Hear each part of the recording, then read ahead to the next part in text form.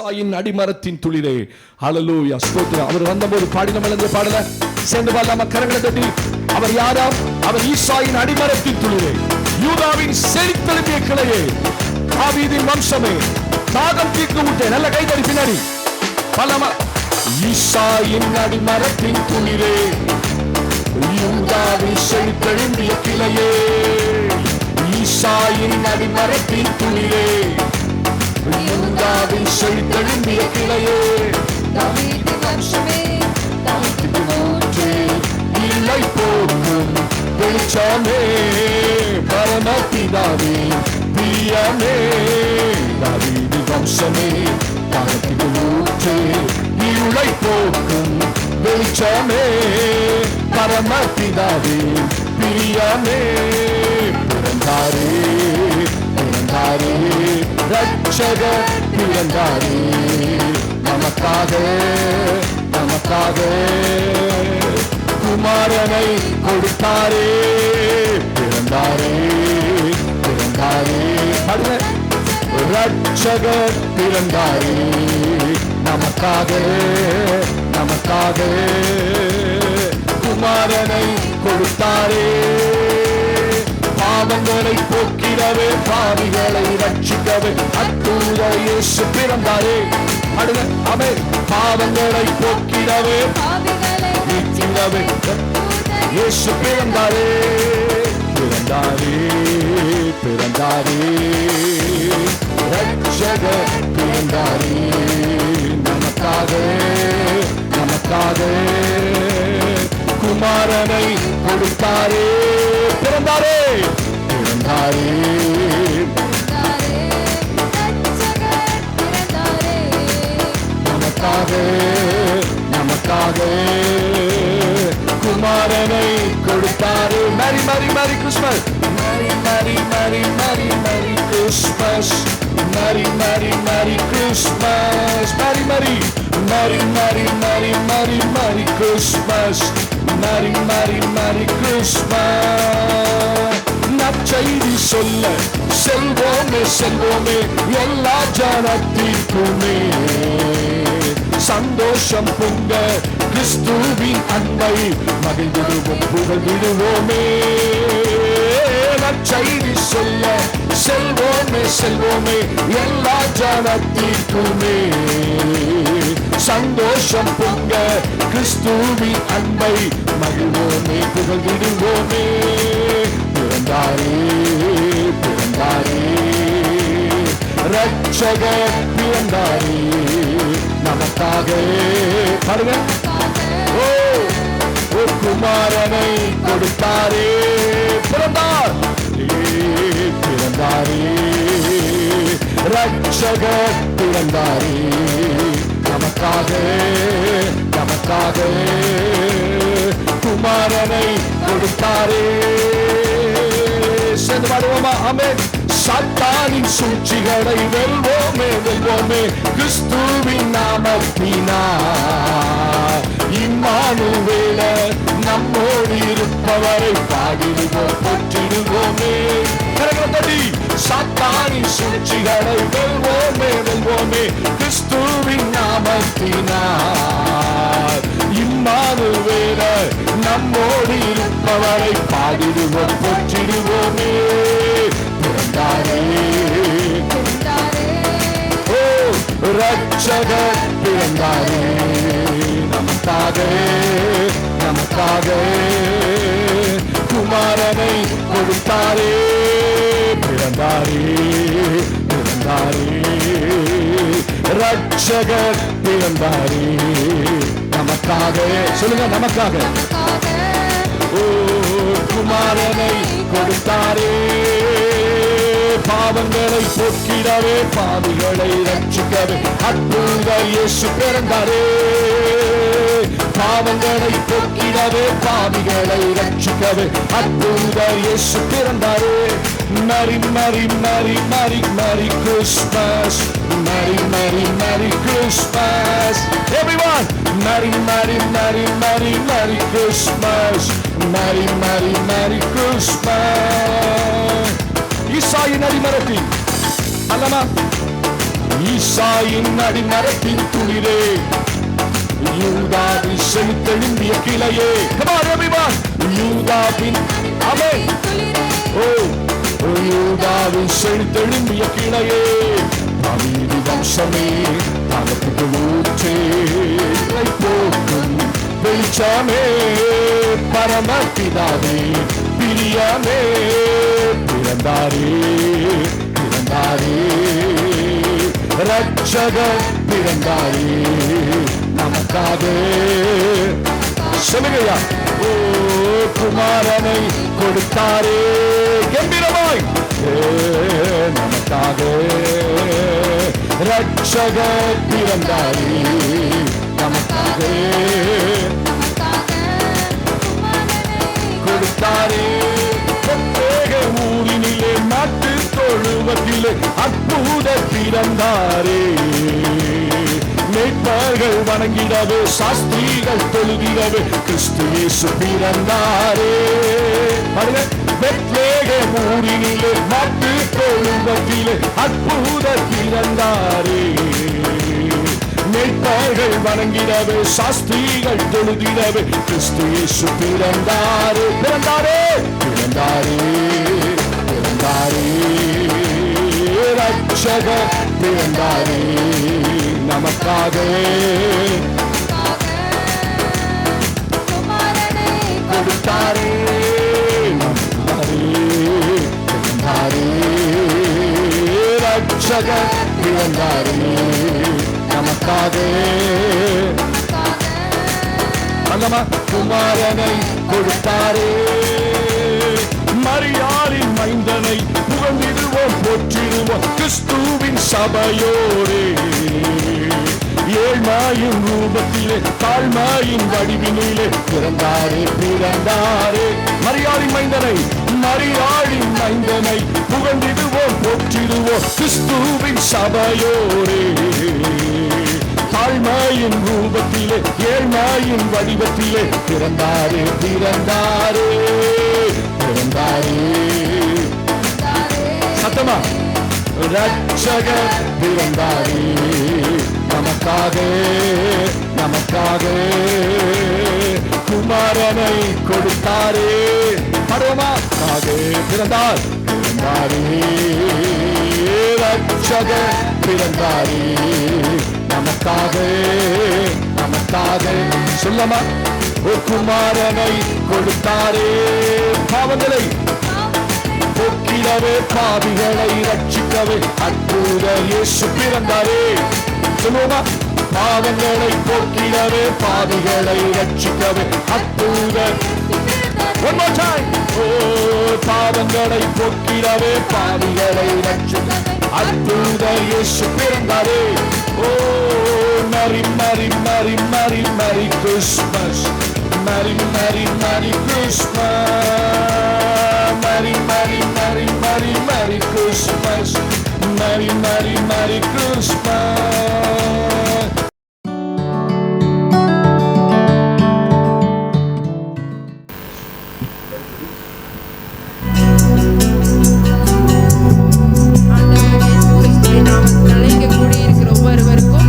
எங்கள் குடும்பத்தின் சார்பாக கிறிஸ்துமஸ் தின நல்வாழ்த்துக்களை தெரிவிக்கிறோம்.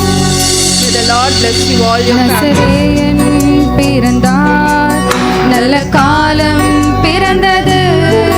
நசரேயன் பிறந்தார், நல்ல காலம் பிறந்தது. ரட்சிப்பும் வந்தது, இருளும் மறைந்தது. ரட்சிப்பும் வந்தது, இருளும் மறைந்தது.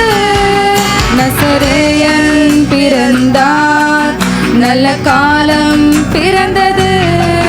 நசரேயன் பிறந்தார், நல்ல காலம் பிறந்தது.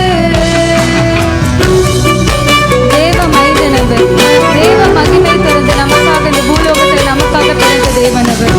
மாட்டு தொழுவத்தில் ஏழ்மை பொழுது ஏழ்மை போல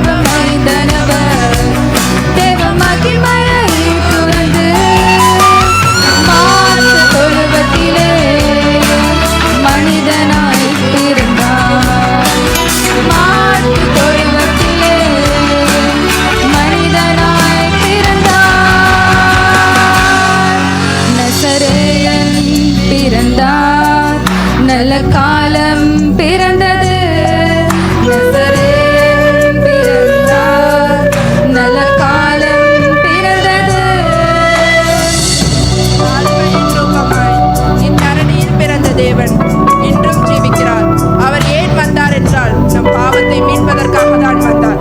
அதனால் தான் இந்த நாளில் நம்ம கிறிஸ்துமஸ் கொண்டாடுகிறோம்.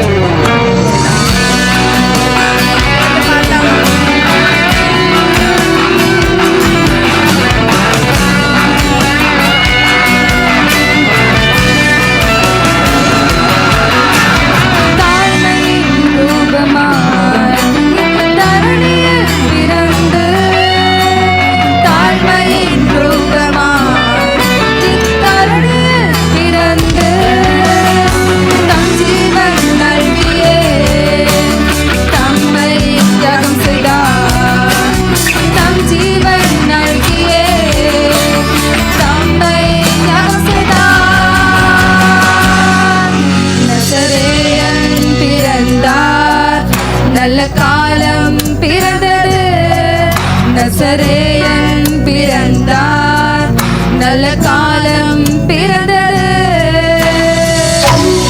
ரட்சிப்பு வேண்டுமா, மீட்பும் வேண்டுமா? இறைமகன் இயேசுவில் எல்லாம் உண்டு. ரட்சிப்பு மீட்பும் தருகிறவர் அவர்தான். அவரிடம் மட்டும்தான் எல்லா மீட்பும் கிடைக்கிறது.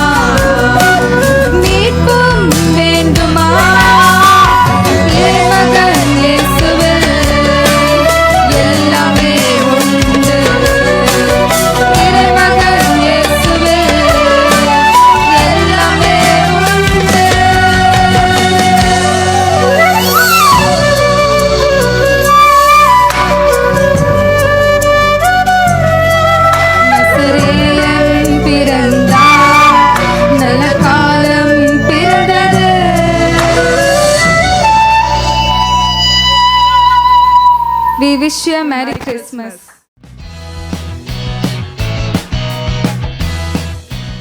இந்த வார்த்தைகளை நாம் இந்த காலையில வாசிக்க போகிறோம். ஆண்டவருக்கு மகிமை உண்டாகட்டும். கர்த்தருடைய நாமத்திலே உங்களுக்கு வாழ்த்துக்கள். எல்லாருக்கும் இதை பார்த்து கொண்டிருக்க ஒவ்வொருவருக்கும் ஆண்டவராகிய இயேசுவின் நாமத்திலே அவருடைய பிறந்த நாளின் வாழ்த்துக்களை தெரிவிக்கிறேன். Happy Christmas. கர்த்தர் உங்களை ஒவ்வொருவரையும் ஆசீர்வதிப்பார். கடந்த வருடம் முழுவதும் கர்த்தர் உங்களோடு இருந்தது போல இந்த புதிய வருடத்திலும் கர்த்தர் கொடுத்து உங்களை ஆசீர்வதிப்பார் என்று நான் விசுவாசிக்கிறேன்.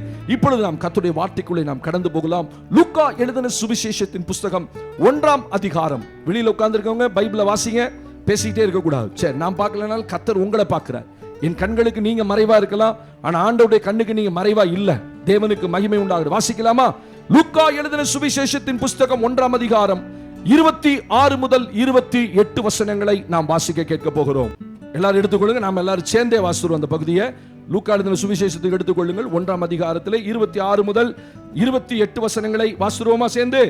6ஆம் மாதத்தில் காபிரியேல் என்னும் தூதன் கலிலேயாவில் உள்ள நாசரேத் என்னும் ஊரில் தாவீதின் வம்சத்தானாகிய யோசேப்பு என்கிற நாமமுள்ள புருஷனுக்கு நியமிக்கப்பட்டிருந்த ஒரு கன்னிகையினிடத்துக்கு தேவனாலே அனுப்பப்பட்டார். அந்த கன்னிகையின் பேர் மரியாள். அவள் இருந்த வீட்டில் தேவதூதன் பிரவேசித்து, கிருபை பெற்றவளே வாழ்க, கர்த்தர் உன்னுடனே இருக்கிறார், ஸ்திரீகளுக்குள்ளே நீ ஆசீர்வதிக்கப்பட்டவள் என்றான். சத்தமா ஒரு ஆமென் சொல்லுங்க. அல்லேலூயா. கர்த்தருடைய பரிசுத்த நாம மகிமைப்படட்டும். கிறிஸ்மஸ் நாளிலே கிறிஸ்மஸ் செய்தி தான் கொடுக்க முடியும். ஆமென். நீங்க கேட்டிருக்கலாம், மரியாதை பத்தி தான் பேச போறாரு. ஒன்னு மரியாதை பத்தி பேசணும், இல்லைன்னா சிமியோனை பத்தி பேசணும், இல்லைன்னா ஆண்டவருடைய பிறப்பை பற்றி பேசணும், இல்லைன்னா ஏரோதுடைய கலவையை பற்றி பேசணும். இந்த 4-5 பேத்துக்குள்ள இல்ல சாஸ்திரிகள் வருவார்கள், இல்லை மந்தை மேய்ப்பர்கள் வருவார்கள். இவர்களை சுற்றி தான், ஒரு 6-7 பேத்தை சுற்றி தான் இந்த கிறிஸ்மஸ் செய்தி அமையும் எப்பொழுதுமே. நான் இதுவரைக்கும் மரியாதை குறித்து கொடுத்த செய்தி ரொம்ப கம்மி. நேற்று இரவு தியானித்துக் கொண்டிருந்தேன், யோசித்துக் கொண்டிருந்தேன். ஆண்டவருடைய வார்த்தை எனக்குள்ளே விழுந்தது. இந்த மரியாளுடைய சுபாவம் எப்படிப்பட்ட சுபாவம்? இயேசுவை சுமக்கிறதுக்கு இந்த மரியாளை தேவன் எப்படி தகுதிப்படுத்தினார், தகுதி உள்ளவளாய் பார்த்தார்.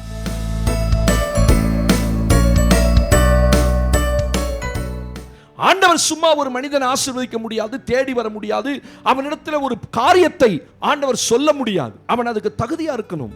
ஆமென். சவுலை குணமாக்குவதற்கு அனனியா என்னும் ஒரு மனுஷனை தேடி ஆண்டவர் தமஸ்குவுக்கு போனார். ஸ்தோத்திரம். எலிசா என்கிற ஒரு மனிதனை அபிஷேகிக்க எலியா என்னும் ஒரு மனிதனை தேவன் தேடி போனார். அப்ப ஏதோ ஒரு மனிதனை தேடி போனா அந்த மனிதன்கிட்ட ஒரு அஜெண்டாவை ஆண்டவர் கொடுப்பாரானால் அந்த அஜெண்டாவை செய்வதற்கு அவர்கள் தகுதியும் பாத்திரம் உள்ளவர்களா இருக்கணும். ஒரு ஆமென் சொல்லுங்க பாப்போம். இந்த வேத பகுதியிலே 6ஆம் மாதத்திலே காபிரியேல் தூதன் கலிலேயாவில் உள்ள நாசரேத் என்னும் ஊரிலே, இந்த Nazareth it was a small city, ரொம்ப பெரிய பட்டணம் அல்ல, வியாபார பட்டணம் அல்ல, அந்த நாட்களில் ரொம்ப ஃபேமஸான பட்டணமும் இந்த நாசரேத் இல்லை. அதனாலதான் ஆண்டவருக்கு நாசரேத்தூரானாகிய இயேசு என்று எழுதப்படுகிறது. நசரேயன் என்கிற வார்த்தை இந்த நாசரேத்திலிருந்து தான் வந்தது. கர்த்தருக்கு மகிமை உண்டாகட்டும். இந்த நாசரேத் ஒரு சின்ன ஊர், பணக்கார ஊர் இல்ல. இந்த ஊர்ல இருக்க ஜனங்கள் கொஞ்சம் ஜனங்கள், எல்லாரும் ஏழை ஜனங்கள். மரியாளுடைய பேக்ரவுண்டை நீங்க பார்க்கும்போது அப்படி ஒன்றும் பெரிய பாப்புலரான ஒரு குடும்பத்தில், வெல்த்தியான குடும்பத்தில் இருந்து மரியாள் வந்ததாக தெரியவில்லை. அதிகமாக படித்தால் என்று வேதத்தில் சொல்லப்படவில்லை. கர்த்தருக்கு மகிமை உண்டாகட்டும். ஏனென்றால் அந்த நாட்களில் பள்ளி படிப்பு ரொம்ப கடினமான ஒரு காரியம். அதனால இந்த மரியாளை குறித்து இவ்வளவுதான் அங்கே எழுதப்பட்டிருக்கு. ஆனா இவள் யார்? யூதா கோத்திரத்தில் உள்ள தாவீது வம்சத்தான் ஆகிய அந்த கோத்திரத்திலிருந்து வந்தவள். இவள் தீர்க்க தரிசனத்தின்படி இவள் தாவீதின் வம்சத்தில் வந்த ஒரு ஆள், யூதா கோத்திரத்தில் இருந்து வந்த ஒரு ஆள். ஸ்தோத்திரம். இவர்களுக்கு நியமிக்கப்பட்ட புருஷன் தான் யோசேப்பு என்று பார்க்கிறோம். அல்லேலூயா சொல்லுங்க. இந்த சம்பவம் எல்லாம் நமக்கு நன்றாய் தெரியும். ஆஃப் பண்ணி வைங்க மைக்க. தேவனுக்கு மகிமை உண்டாகட்டும். அப்ப ஆண்டவருடைய வார்த்தை இங்க சொல்லுகிறது, மரியாளை தேடி காபிரியேல் என்னும் ஒரு தூதன் அங்கே அனுப்பப்பட்டதாக வேதத்தில் வாசிக்கிறோம். இந்த காபிரியேல் எப்பொழுதுமே நல்ல செய்தியை ஜனங்களுக்கு கொண்டு வருவான். ஆமென் சொல்லுங்க. இந்த தூதனுக்கு மெசஞ்சர் என்று சொல்லி இன்னொரு பெயர் கொடுக்கப்பட்டிருக்கிறது. இவன் எப்பொழுது பூமியில நல்ல செய்தி கொடுக்கப்பட, தேவனால் அனுப்பப்பட யாரை தேவன் அனுப்புவார் என்றால் காபிரியேல் தூதனை தான் தேவன் அனுப்புவார். ஆமென் சொல்லுங்க. யுத்தத்துக்கு காபிரியேலை அனுப்ப மாட்டார். யுத்தத்துக்கு மிகாவேலை தேவன் வைத்திருக்கிறார். லூசிபர் விழுந்து போனான். 3 பிரதான தூதர்கள், அதுல காபிரியேல் நல்ல செய்தியை கொண்டு வருவார். இவன் ஆண்டவர்கிட்ட நல்ல பிதாவிடத்திலிருந்து நல்ல செய்தியை மரியாள்கிட்ட கொண்டு வரான். நல்ல கவனிங்க. அந்த ஊர்ல அநேக கன்னிகள் இருந்திருப்பார்கள். ஆனால் ஏன் இந்த மரியாளிடத்திலே ஆண்டவர் போக வேண்டும்? மரியாளிடத்திலே ஆண்டவர் பிறக்க வேண்டும்? எத்தனையோ கற்ப கன்னிகள் அந்த ஊர்ல இருந்தாலும் ஏன் மரியாளை தேவன் தெரிந்தெடுத்தார்? உங்க குடும்பத்தில் நிறைய பேர் இருக்கிறாங்க, ரட்சிக்கப்படாத ஆள்ல ஏகப்பட்ட ஆட்கள் இருக்கு. ஆமென். உங்க உறவுகள்ல 100% எல்லாரும் ரட்சிக்கப்பட்டவங்க அப்படின்னு சொல்ல முடியாது. இன்னும் எத்தனையோ பேர் சரியான ரட்சிப்பு இல்லாம இருக்கிறாங்க. நிறைய பேர் ரட்சிக்கப்பட்டிருப்பாங்க, ஆனா சரியான ரட்சிப்பு இருக்காது. மறுபிறப்பின் அனுபவம் அவர்களுக்குள் இருக்காது. ஆனா ஆண்டவர் மரியாளை தேடி ஒரு பெரிய அஜெண்டாவை கொண்டு போறார். இந்த உலகத்துடைய ரட்சகரே அவருடைய வயிற்றில தான் பிறக்கணும் அப்படின்ற ஒரு செய்தியை சுமந்து கொண்டு நாசரேத்தூரில் இருந்த அந்த மரியாளிடத்துக்கு ஆண்டவர் தேவதூதனை அனுப்புகிறார். கர்த்தருக்கு ஸ்தோத்திரம். ஏன் அனுப்பினார்? இன்னைக்கு அதான் செய்தி. மரியாள் அவரிடத்தில் காணப்பட்ட ஆவிக்குரிய குணாதிசயங்கள் என்ன? ஒரு மனுஷன் ஆண்டவர் சும்மா வந்துட மாட்டார். ஒரு மனிதனுக்குள்ள ஆண்டவர் சும்மா பிறந்துட மாட்டார். ஒன்னு அவன் பக்தி உள்ளவனா இருக்கணும். சிறு வயதிலிருந்தே அவன் பக்தி உள்ளவனாக, வேதம் சொல்லுதுல, பக்தி உள்ளவனை தேவன் தனக்காக தெரிந்து கொண்டார். ஒரு ஆமென் சொல்லுங்க பாப்போம். ஆமா, உங்களுக்கே தெரியாது உங்களுக்குள்ள பக்தி இருந்திருக்கும். உண்மையான கடவுள் யாருன்னு இந்த கடவுள் மேல, ஒருவேளை விக்கிரகத்து மேல பக்தியா இருந்திருப்பீங்க. அதான் தேவன் பார்த்தார், இவனை கொண்டு வந்தா நமக்கு நம்ம மேல ரொம்ப பக்தி உள்ளவனா இருப்பான். அதனாலதான் கர்த்தர் உங்களை ரட்சித்து கொண்டு வந்து எங்க உட்கார வச்சிருக்காரு? கர்த்தருடைய சபையிலே உட்கார வைத்திருக்கிறார். அப்ப கவனிங்கள், இந்த மரியாளை குறித்து நாம் வாசிக்க போற சம்பவங்கள் லூக்கா எழுதின சுவிசேஷம். இயேசுவை சுமக்க மரியாளிடத்தில் காணப்பட்ட தகுதிகள் என்ன? இன்னைக்கு அதான் செய்தியினுடைய தலைப்பு. இயேசுவை சுமக்க மரியாளிடத்தில் காணப்பட்ட தகுதி என்ன? எல்லாரும் இயேசுவை சுமக்க முடியாது. ஆமென் சொல்லுங்க பாப்போம். அல்லேலூயா. இஸ்ரவேலர் ரட்சிக்கப்பட வேண்டும் என்பதே என் இருதயத்தின் வாஞ்சையாய் இருக்கிறது. ஆனா எல்லா இஸ்ரவேலரும் ரட்சிக்கப்பட்டாங்களா? இல்லையே. இன்னும் இஸ்ரவேலருக்கு ஒரு பகுதிக்கு கடினமான இருதயம் இருக்கிறது, இன்னும் கல்லான இருதயம் இருக்கிறது. அவங்க இருதயத்தின் மேல முக்காடு இருக்கிறது. நான் சொல்றதெல்லாம் வசனங்கள் உங்களுக்கு தெரிஞ்சாதான் சொல்றேன். ரோமர்ல வாசிக்கிறோம், அவங்க இருதயத்தின் மேல் இன்னும் முக்காடு இருக்கிறது. அந்த முக்காடு எடுபட்டாதான் இயேசுவை பார்க்க முடியும். இன்னும் எத்தனை பேர் ரட்சிப்புக்குள்ள வரல? சரி, இன்னைக்கு நம்ம வாசிக்க போறோம், இந்த இயேசுவை சுமப்பதற்கு ஏன் மரியாளை தேவன் தெரிந்து கொண்டார்? உங்க குடும்பத்தில் ஆண்டவர் ஏன் தெரிஞ்சுக்கிட்டாரு? நீங்க ரொம்ப நல்லவங்களா? அப்படியா? ரொம்ப அழகா பாடுவீங்க, ஏதோ ஒரு தாளந்து கடவுள்கிட்ட ஆண்டவர்கிட்ட உங்களுக்கு கிடைச்சிருக்கு, அப்படியா? இல்ல. அவர் என்னத்துக்காக உங்களை என்னை தெரிந்தெடுத்தார்? இதுவரைக்கும் அது பெரிய ரகசியம், பரம ரகசியம். ஆமென் சொல்லுங்க பாப்போம். என்ன காரியத்தை வச்சு என்ன தெரிந்தெடுத்தீர் ஆண்டவரே? கிறிஸ்தவ குடும்பத்தில் பிறந்தனால வந்துட்டோமா? ஒருவேளை அப்படி கூட நம்ம வந்திருக்கலாம். ஆனால் ரட்சிப்பு இல்லை, சரியான ரட்சிப்பு இல்லைன்னா நீங்கள் கிறிஸ்தவ குடும்பத்தில் பிறந்தும் உங்களுக்கு அது வேஸ்டாக இருக்கும். சரி, இன்னைக்கு முதல் காரியம் வாசிக்கலாம். லூக்கா சுவிசேஷம் 1ஆம் அதிகாரம் 28ஆம் வசனத்தை நாம் வாசிக்க கேட்க போகிறோம். அவள் இருந்த வீட்டில் தேவதூதன் பிரவேசித்து, கிருபை பெற்றவளே வாழ்க, கர்த்தர் உன்னுடனே இருக்கிறார், ஸ்திரீகளுக்குள்ளே நீ ஆசீர்வதிக்கப்பட்டவள் என்றான். அவள் இருந்த வீட்டில் தேவதூதன் பிரவேசித்து கிருபை பெற்றவளே, நல்ல கவனிங்க, கிருபை பெற்றவளே வாழ்க, வாழ்க, கர்த்தர் உன்னுடனே இருக்கிறார், ஸ்திரீகளுக்குள்ளே நீ ஆசீர்வதிக்கப்பட்டவள் என்றார். நீங்க எத்தனையோ முறை இந்த பேஜஸ் வாசித்திருக்கலாம், நான் விசுவாசிக்கிறேன். நீங்க இந்த பேஜை நிறைய முறை கடந்து போயிருக்கலாம். ஆண்டவருக்கு மகிமை உண்டாகட்டும். ஆண்டவர் நாசரேத் ஊரில் இருக்கிற மரியாளிடத்துல தேவதூதனை அனுப்பி அவர் சொல்றாரு, கிருபை பெற்றவளே நீ ஆசீர்வதிக்கப்பட்டவள், கர்த்தர் உன்னுடனே இருக்கிறார். ஆமென். இந்த செய்தியை சொல்றதுக்கு முன்னாடி why God chose Mary, ஏன் ஆண்டவர் மேரியை தெரிந்து கொண்டார், இந்த மரியாளை தெரிந்து கொண்டார் என்றால், அவள் தேவனிடத்தில் கிருபை பெற்றவள் மாத்திரமல்ல, வேதம் சொல்லுது கர்த்தர் உன்னுடனே கூட இருக்கிறார். ஆண்டவர் ஒரு மனிதனோடு கூட இருப்பாரானால் அவள் எப்படிப்பட்ட ஆவிக்குரிய வாழ்க்கை வாழ்ந்திருக்கணும்? புரியுதா? கர்த்தர் உங்களோட இருக்கணும். மரியாளிடத்தில் தேவதூதன் சொல்லும் போது கர்த்தர் உன்னுடனே கூட இருக்கிறார். இன்னைக்கு இல்ல, நேத்து இல்ல, இன்னைக்கு வாழ்க்கையை கண்டு கர்த்தர் கூட இருக்க மாட்டார், நேத்து வாழ்க்கையை கண்டு கர்த்தர் கூட இருக்க மாட்டார். அனுதினமும் தேவனோடு கூட ஒரு தேவ பிள்ளை நடக்காவிட்டால் கர்த்தர் அவனோடு கூட இருப்பதற்கு சாத்தியமே கிடையாது. சபைக்கே வர மாட்டாங்க, ஜோம் பண்ண மாட்டாங்க, பைபிள் வாசிக்க மாட்டாங்க, உபவாசம் பண்ண மாட்டாங்க, ஆண்டவருக்கு அவனுக்கு சம்பந்தமே இல்லை. ஆனா அவங்க என்ன சொல்லுவாங்க? கர்த்தர் எங்களோடு தான் இருக்கிறார் பாஸ்டர். கர்த்தர் இருப்பாரா? கர்த்தர் இருக்க மாட்டா. அவங்க நினைச்சுக்கலாம் கர்த்தர் இருப்பாருன்னு. ஆனா மரியாதை குறித்து சொல்லும் போது கர்த்தர் உன்னுடனே கூட இருக்கிறார். அப்ப அவர் நல்ல ஒரு ஆவிக்குரிய முதிர்ச்சியான வாழ்க்கையில் அவள் இருந்து, அவள் ஒரு கன்னி பெண். மிஞ்சு போனா ஒரு 18 வயசு இருக்கலாம். ஏன்னா இஸ்ரவேலிலே திருமணம் பண்ணப்படுகிறது 3 நிலையில தான் திருமணம் பண்ணுவாங்க. நம்மளை போல நமக்கெல்லாம் 2 நிலை இருக்கு. ஒன்று நிச்சயதார்த்தம், இன்னொன்று திருமணம். நம்ம ஊர்ல 2 நிலையில பண்ணுவாங்க. ஆனா இந்த இஸ்ரவேல்ல 3 நிலையில தான் திருமணம் நடக்கும். அதனுடைய முதல் நிலையில தான் மரியாள் இருக்கிறாங்க. அவங்களுக்கும் யோசேப்புக்கும் நிச்சயதார்த்தம் நடந்திருக்கிறது. பேச்சுவார்த்தை நடத்தி, இவர் தான் உனக்கு புருஷனா வரப்போற, நீ தான் அவனுக்கு மனைவியா வரப்போற. இந்த சூழ்நிலையில அவள் தன் புருஷனுக்காக காத்து கொண்டிருக்கிறாள். முதல் ஸ்டேஜ் அது. அடுத்த ஸ்டேஜ் போவோம். 3வது ஸ்டேஜ் பெரிய லெவல்ல சாப்பாடெல்லாம் போட்டு அந்த திருமணத்தை இஸ்ரவேலிலே நடத்துவார்கள். அப்ப வேதம் சொல்லுது கர்த்தர் உன்னுடனே கூட இருக்கிறார். அப்படின்னா என்ன அர்த்தம்? அவள் தேவனோடு கூட நல்ல உறவுல இருந்திருக்கிறார். ஆமென் சொல்லுங்க. மரியாள் நல்ல தேவனோடு கூட ஒரு நல்ல உறவு இருந்தது. ஆண்டவர் சும்மா ஒரு மனிதனை தெரிந்தெடுத்து அவன் கையில் இவ்வளோ பெரிய ஒரு அஜெண்டாவை கொடுத்து உலக ரட்சகர் உன் வயிற்றுக்குள்ள பிறக்க போகிறான்னு சாதாரணமா அங்க இருக்கிற எல்லா கன்னிப்பெண்களையும், இஸ்ரேல் ஒரு பெரிய தேசம், அந்த தேசத்துக்குள்ள நாசரேத் ஒரு சின்ன ஊரு, அந்த ஊருக்குள்ள ஒரு கன்னிப்பெண் இருக்கிறார், எத்தனையோ பிள்ளைகள் இருப்பாங்க, அவளுக்குள்ள போய் மரியாதை சோஸ் பண்ணது காரணம் என்ன? அந்த ஊர்ல அவர் ஒரு நல்ல ஆவிக்குரிய வாழ்க்கை வாழ்ந்த ஒரு வாலிப பிள்ளை.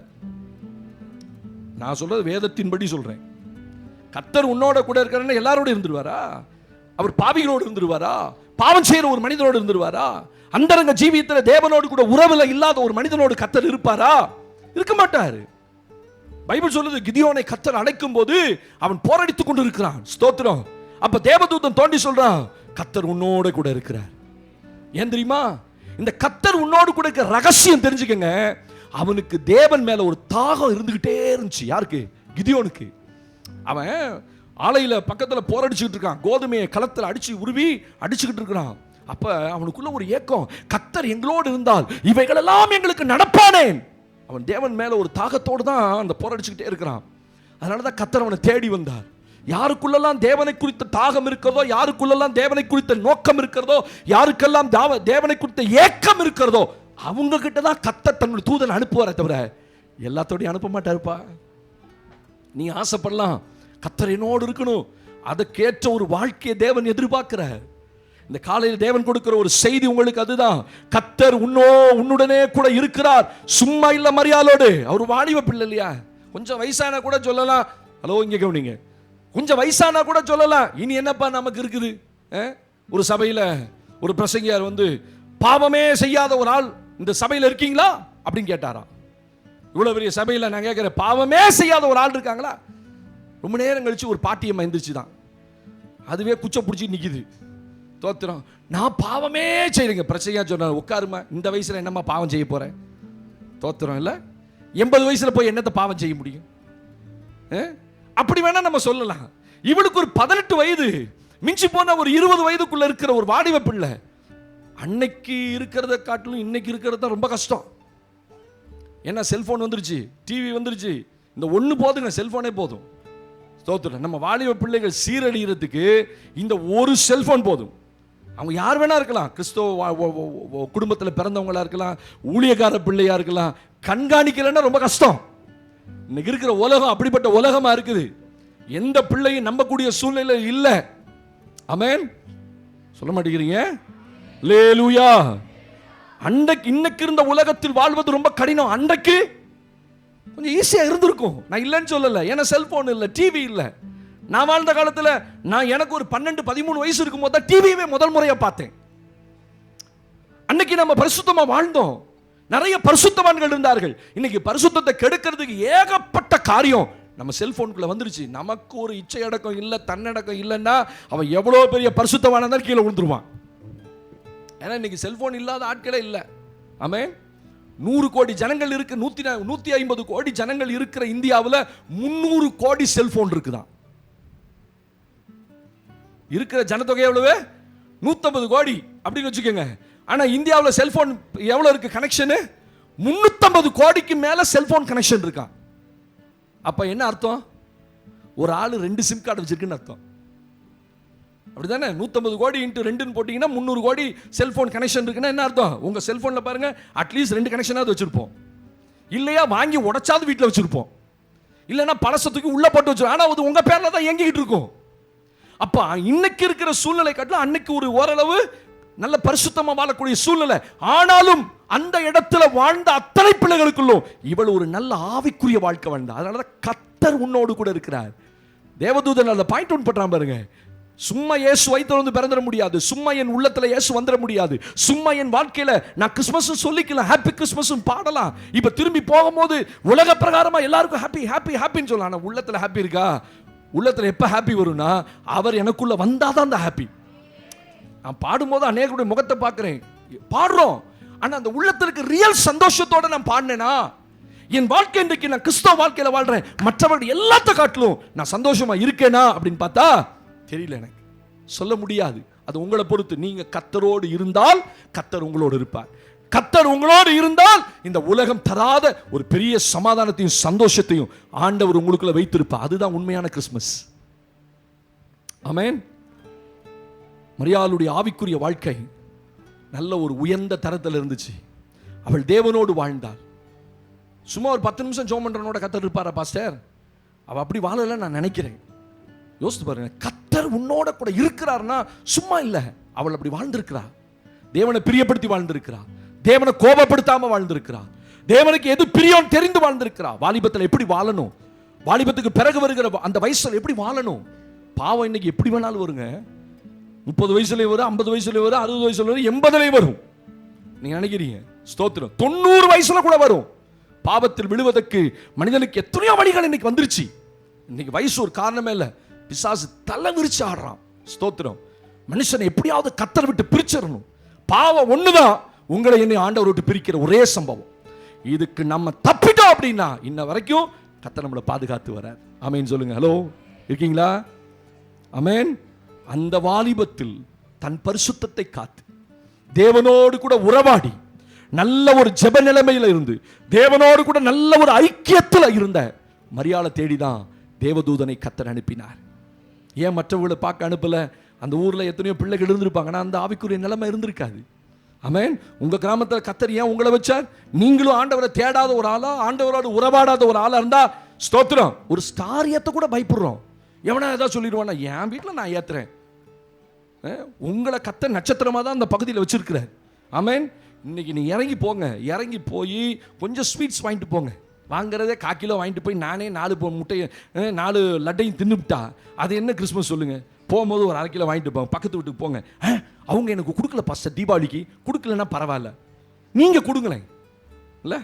அவங்க 2 கேக்கு 4 லட்டு வச்சுருந்தாங்கன்னா இவனும் அதே மாதிரி 2 கேக்கு 4 லட்டு வைப்பான். அவங்க என்ன கொடுத்தாங்களோ திருப்பி கொடுக்கறது கிறிஸ்மஸ் அல்ல. ஆமென் சொல்லுங்க. நான் சொல்கிறேன், கொடுக்காதவங்களுக்கு கொடுங்க. அல்லேலூயா. ஆமாம், இந்த வருஷம் என் கண்ணுக்கு முன்னாடி ஆண்டவர் நிறைய பேர் நிறுத்தினேன். ஊழியக்காரன் இங்கே பாரு, இவங்களுக்குலாம் செய், இவங்களுக்குலாம் செய். ஸ்தோத்திரம். அதுதான்ப்பா கிறிஸ்மஸ். நான் மட்டும் எடுத்து போட்டு போகிறது, நான் சாப்பிட்டு போகிறது கிறிஸ்மஸ் அல்ல. நீங்கள் வாங்கிட்டு போங்க, ஒரு 1/2 கிலோ 1 கிலோவாவது ஒரு லட்டோ ஒரு ஜாங்கிரியோ வாங்கிட்டு பக்கத்தில் போய் ஒரு ஸ்வீட் கொடுங்க, ஒரு கேக் கொடுங்க. கர்த்தருக்கு ஸ்தோத்திரம். ஒரு ஆமீன் சொல்லுங்க பார்ப்போம். அப்போ மரியாளிடத்தில் ஆண்டவர் அனுப்பப்பட்டது காரணம் என்ன? அவள் தேவனோடு கூட இருந்தாள், தேவனோடு உறவாடினாள், தேவனுடைய உறவை முக்கியப்படுத்தினாள். அந்த வயதிலும் வாலிப வயதிலும் அவள் பரிசுத்தத்தை காத்து தேவனோடு இருந்தாள். ஒரு மனிதனோட கர்த்தர் இருப்பது அவ்வளவு சும்மா இல்லை, சும்மா இல்லை. தேவனோட ஒரு மனுஷனோட தேவன் இருக்கிறார். 4 பிசாசு போது 4 அற்புதம் நடக்குது அப்படின்னா கர்த்தர் உடனே இருந்துருவார்ன்றது அடையாளம் அல்ல. அவருடைய கனிகளால் அவர்கள் அறிவீர்கள். அற்புதம் நீங்க யாரை கொண்டு வேணாலும் செய்வாருங்க. ஸ்தோத்திரம். அதை கன்ஃபார்ம் பண்ணிக்கணும். கர்த்தாவே நீர் என்னோடு இருக்கிறீரா, நமக்கு பிரியமா வாழ்றேனா, அப்பதான் இயேசு கடைசி வரைக்கும் உங்களுக்குள்ள இருப்பார். ஆமென் சொல்லுங்க பாப்போம். 2வது ஒரு சம்பவத்தை வேதத்தில் வாசிக்கிறோம். இந்த மரியாளிடத்திலே ஆண்டவர் பிறந்ததுக்கு காரணம் என்ன? ஆண்டவருக்கு மகிமை உண்டாகட்டும். ஏன் மரியாளிடத்தில் தேடி போனா? லூக்கா 1:45 வாசிக்க கேட்கப்படும். Look chapter 1:45. விசுவாசித்தவளே பாக்கியவதி, விசுவாசித்தவளே பாக்கியவதி, கர்த்தராலே அவளுக்கு சொல்லப்பட்டவைகள் நிறைவேறும் என்றாள். கர்த்தராலே அவளுக்கு சொல்லப்பட்டவைகள் நிறைவேறும் என்றால் யார் சொன்னது? மரியாளுடைய உறவுக்கார பெண்ணாகிய எலிசபெத்தும் அவள் முதிர் வயதிலே ஒரு பிள்ளையை கற்பந்தரித்திருக்கிறாள் என்று கேள்விப்பட்டாள். மரியாளும் எலிசபெத்தும் 2 பேரும் உறவுக்காரர்கள். இந்த உறவு அவள் தன் முதிர் வயதிலே அவள் கர்ப்பவதியா இருக்கா. யாரு? யோவானுடைய தாயார். இந்த யோவானை வயிற்றுல சுமந்திருக்கிறா.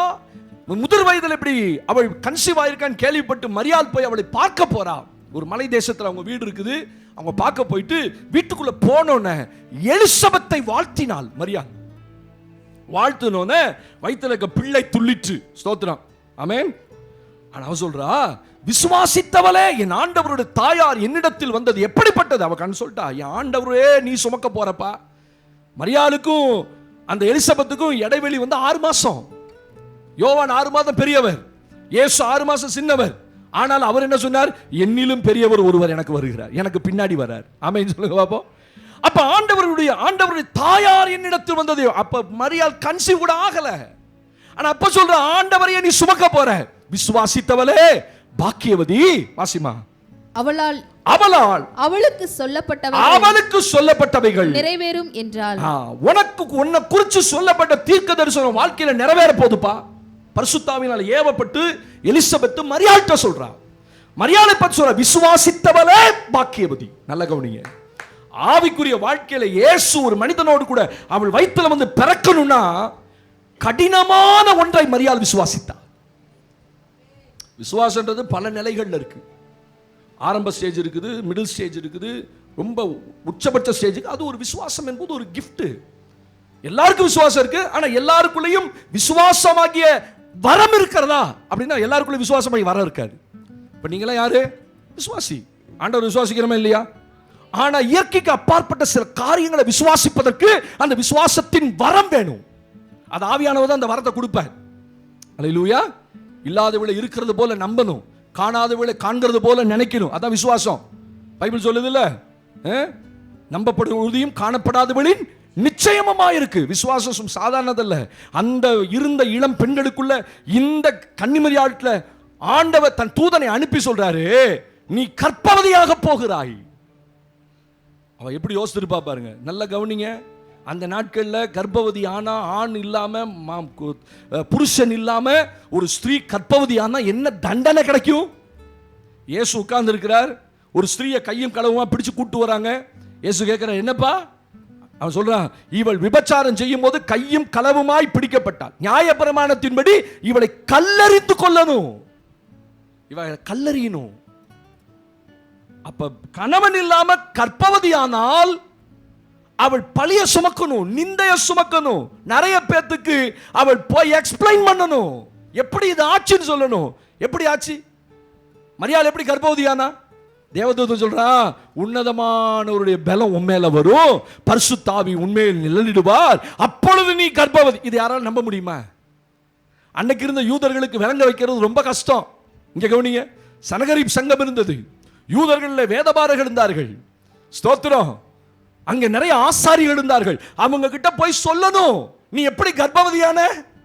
இல்லைங்க, என் மேல ஆவியானவர் வந்தாரு, என் மேல தேவனுடைய பலம் வந்துச்சு, நான் கன்சீவ் ஆயிட்டேன். இப்படி சொன்ன உலகம் நம்புமா? உலகம் நம்புமா? நிரூபிக்கணும்ல. ஸ்தோத்திரம். நிரூபிக்க முடியாவிட்டால் என்ன ஆகும்? தண்டனை. என்ன தண்டனை? கல்லெறிந்து கொல்லப்படுவாள். தேவதூதன் மரியாளுடைய வீட்டுக்கு வந்துட்டு, கவனிங்க, ஹலோ வெளியில இருக்கவங்க, தேவதூதன் மரியாளுடைய வீட்டுக்கு வந்து சொல்றான், நீ உன்னதமானுடைய பலம் வரும், பரிசுத்தாவி உன்னதத்துல வரும், நீ கர்ப்பவதி ஆவாள் அப்படின்னு சொன்ன உடனே இவளுக்கு எத்தனை தாட் ஓடி இருக்கும். இது எப்படிப்பா, இது எப்படி, நான் எப்படி பழி சுமக்கிறது, எப்படி நிந்தைய சும, எப்படி போய் நான் எக்ஸ்பிளைன் பண்ணுவேன்? இத்தனை தடைகளையும் தாண்டி அவ விசுவாசிச்சா. அது தேவனால் கூடும் என்று விசுவாசித்தா. ஆமென் சொல்லுங்க பாப்போம். ஒரு கிறிஸ்தவ தேவ பிள்ளைக்கு ஆண்டவருடைய ஆவிக்குரிய வாழ்க்கையை வாழ்ற எல்லாருக்குள்ளும் இந்த விசுவாசம் வருமா? ஒரு செய்தியை சொன்ன உடனே இன்றைக்கு எத்தனை பேரால விசுவாசிக்க முடியுது? முடியல. நடந்தாதான் விசுவாசிப்போம். ஆனா நடக்காத ஒன்றை, நடக்க போகிற ஒன்றை நான் விசுவாசிக்க வேண்டுமானால் அது எனக்கு பெரிய விசுவாசத்தின் வரம் வேணும். ஒரு கடினமான ஒன்று அவள் விசுவாசிக்க முடியும்னு சொல்லிதான் இயேசு அவள் வயிற்றுக்குள்ள பிறக்க பிதாவினால் அனுப்பப்பட்டார். இந்த மரியாள் சொன்ன உடனே விசுவாசிப்பா. இதே வார்த்தையை சகரியாட்ட சொல்லும் போது அவளை நம்ப முடியல. இது எப்படி ஆகும்? நானோ முதிர் வயதா இருக்கிறேன். அவனுக்கு ஒரு பனிஷ்மெண்ட், உடனே பனிஷ்மெண்ட். உன் நாவு மேல் வாயோட, நீங்க இப்ப பேசலன்னா உங்க நாவு மேல ஒட்டிக்கும். தோத்திரம். உன் நாவு மேல் வாயோட ஒட்டிக்கும். அதே மாதிரி அவனால பேச முடியல. 6 மாசம் பேசாம இருந்தார். யோவான் பிறக்கிற வரைக்கும் பேச முடியாம கிடந்தார். ஆனா மரியாள் கேட்ட போது, நான் புருஷனை அறியானே. நியாயமான வார்த்தை. புருஷன் இல்லாம எப்படி பிறக்க முடியும்? புருஷன் இருந்து பிறந்துட்டா பிரச்சனை இல்லப்பா, நான் அப்படிப்பட்ட சமுதாயத்தில் வாழ்றேன். இன்னைக்கு நம்ம இருக்கிற சமுதாயம் ரொம்ப கஷ்டமான சமுதாயம் இல்ல. நாங்க இப்படியே ஆராதனை முடிச்சுட்டு ஒரு நாள் கம்யூனியன் முடிச்சுட்டு ஒரு புரஜாதியுடைய ஒரு கல்யாணத்துக்கு போயிட்டோம். நானும் வெளில, பாஸ்டர்மா வெளில, பிள்ளைங்க வெளில. நாங்க உள்ள போற எல்லாம் எங்களை இப்படியே பாக்குது. ஆக்சுவலா சமுதாயத்தில் இன்னைக்கு வெள்ளை கட்டிட்டு போனா என்ன அர்த்தம் உங்களுக்கு தெரியும். ஈரோட்டுடைய கலாச்சாரம் என்ன, அது வேற ஒரு நிலைமை. எங்களுக்கு விளங்கல. என்னடா எல்லாரும் எங்களையே பார்க்கறோம், குசு குசுன்னு பக்கத்துல பேசிக்கிறான், அங்க 2 பேர் பேசிக்கிறான். ரொம்ப நேரம் எங்களுக்கு விளங்கல. நம்ம ஏதாவது வேற மாதிரி வந்துட்டோமா என்னன்னு புரியலையே. அப்புறமேட்டு அந்த கல்யாணத்துக்கு போய் 2 நாள் கழிச்சு அந்த அம்மாவை கூப்பிட்டேன். என்னங்க ஆச்சு? எல்லாரும் இல்லைங்க சார், நீ வந்தது நல்லதுதான், ஆனா வெள்ளை வெள்ளையில வந்துட்டீங்கல்ல. இந்த ஊர் கலாச்சாரம் வெள்ளை அல்லவே. ஒரு கல்யாணத்துக்கு யாருமே என்ன செய்ய மாட்டாங்க, வெள்ளை கட்டிட்டு வர மாட்டாங்க. நம்ம கலாச்சாரம் வேற. நம்ம கல்யாணத்துக்கு என்னதான் கட்டுவோம்? என்னதான் கட்டுவோம்?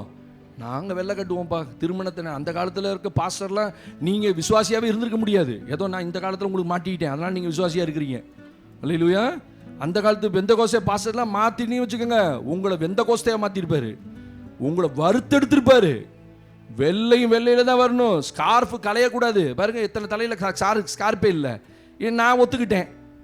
என்ன சொல்றேனே தெரியல, பாதி தூக்கத்தில் இருக்கு. கத்தாவே இவங்களெல்லாம் ரட்சியும். அல்லேலூயா. நான் என்ன சொல்றேனே தெரியல.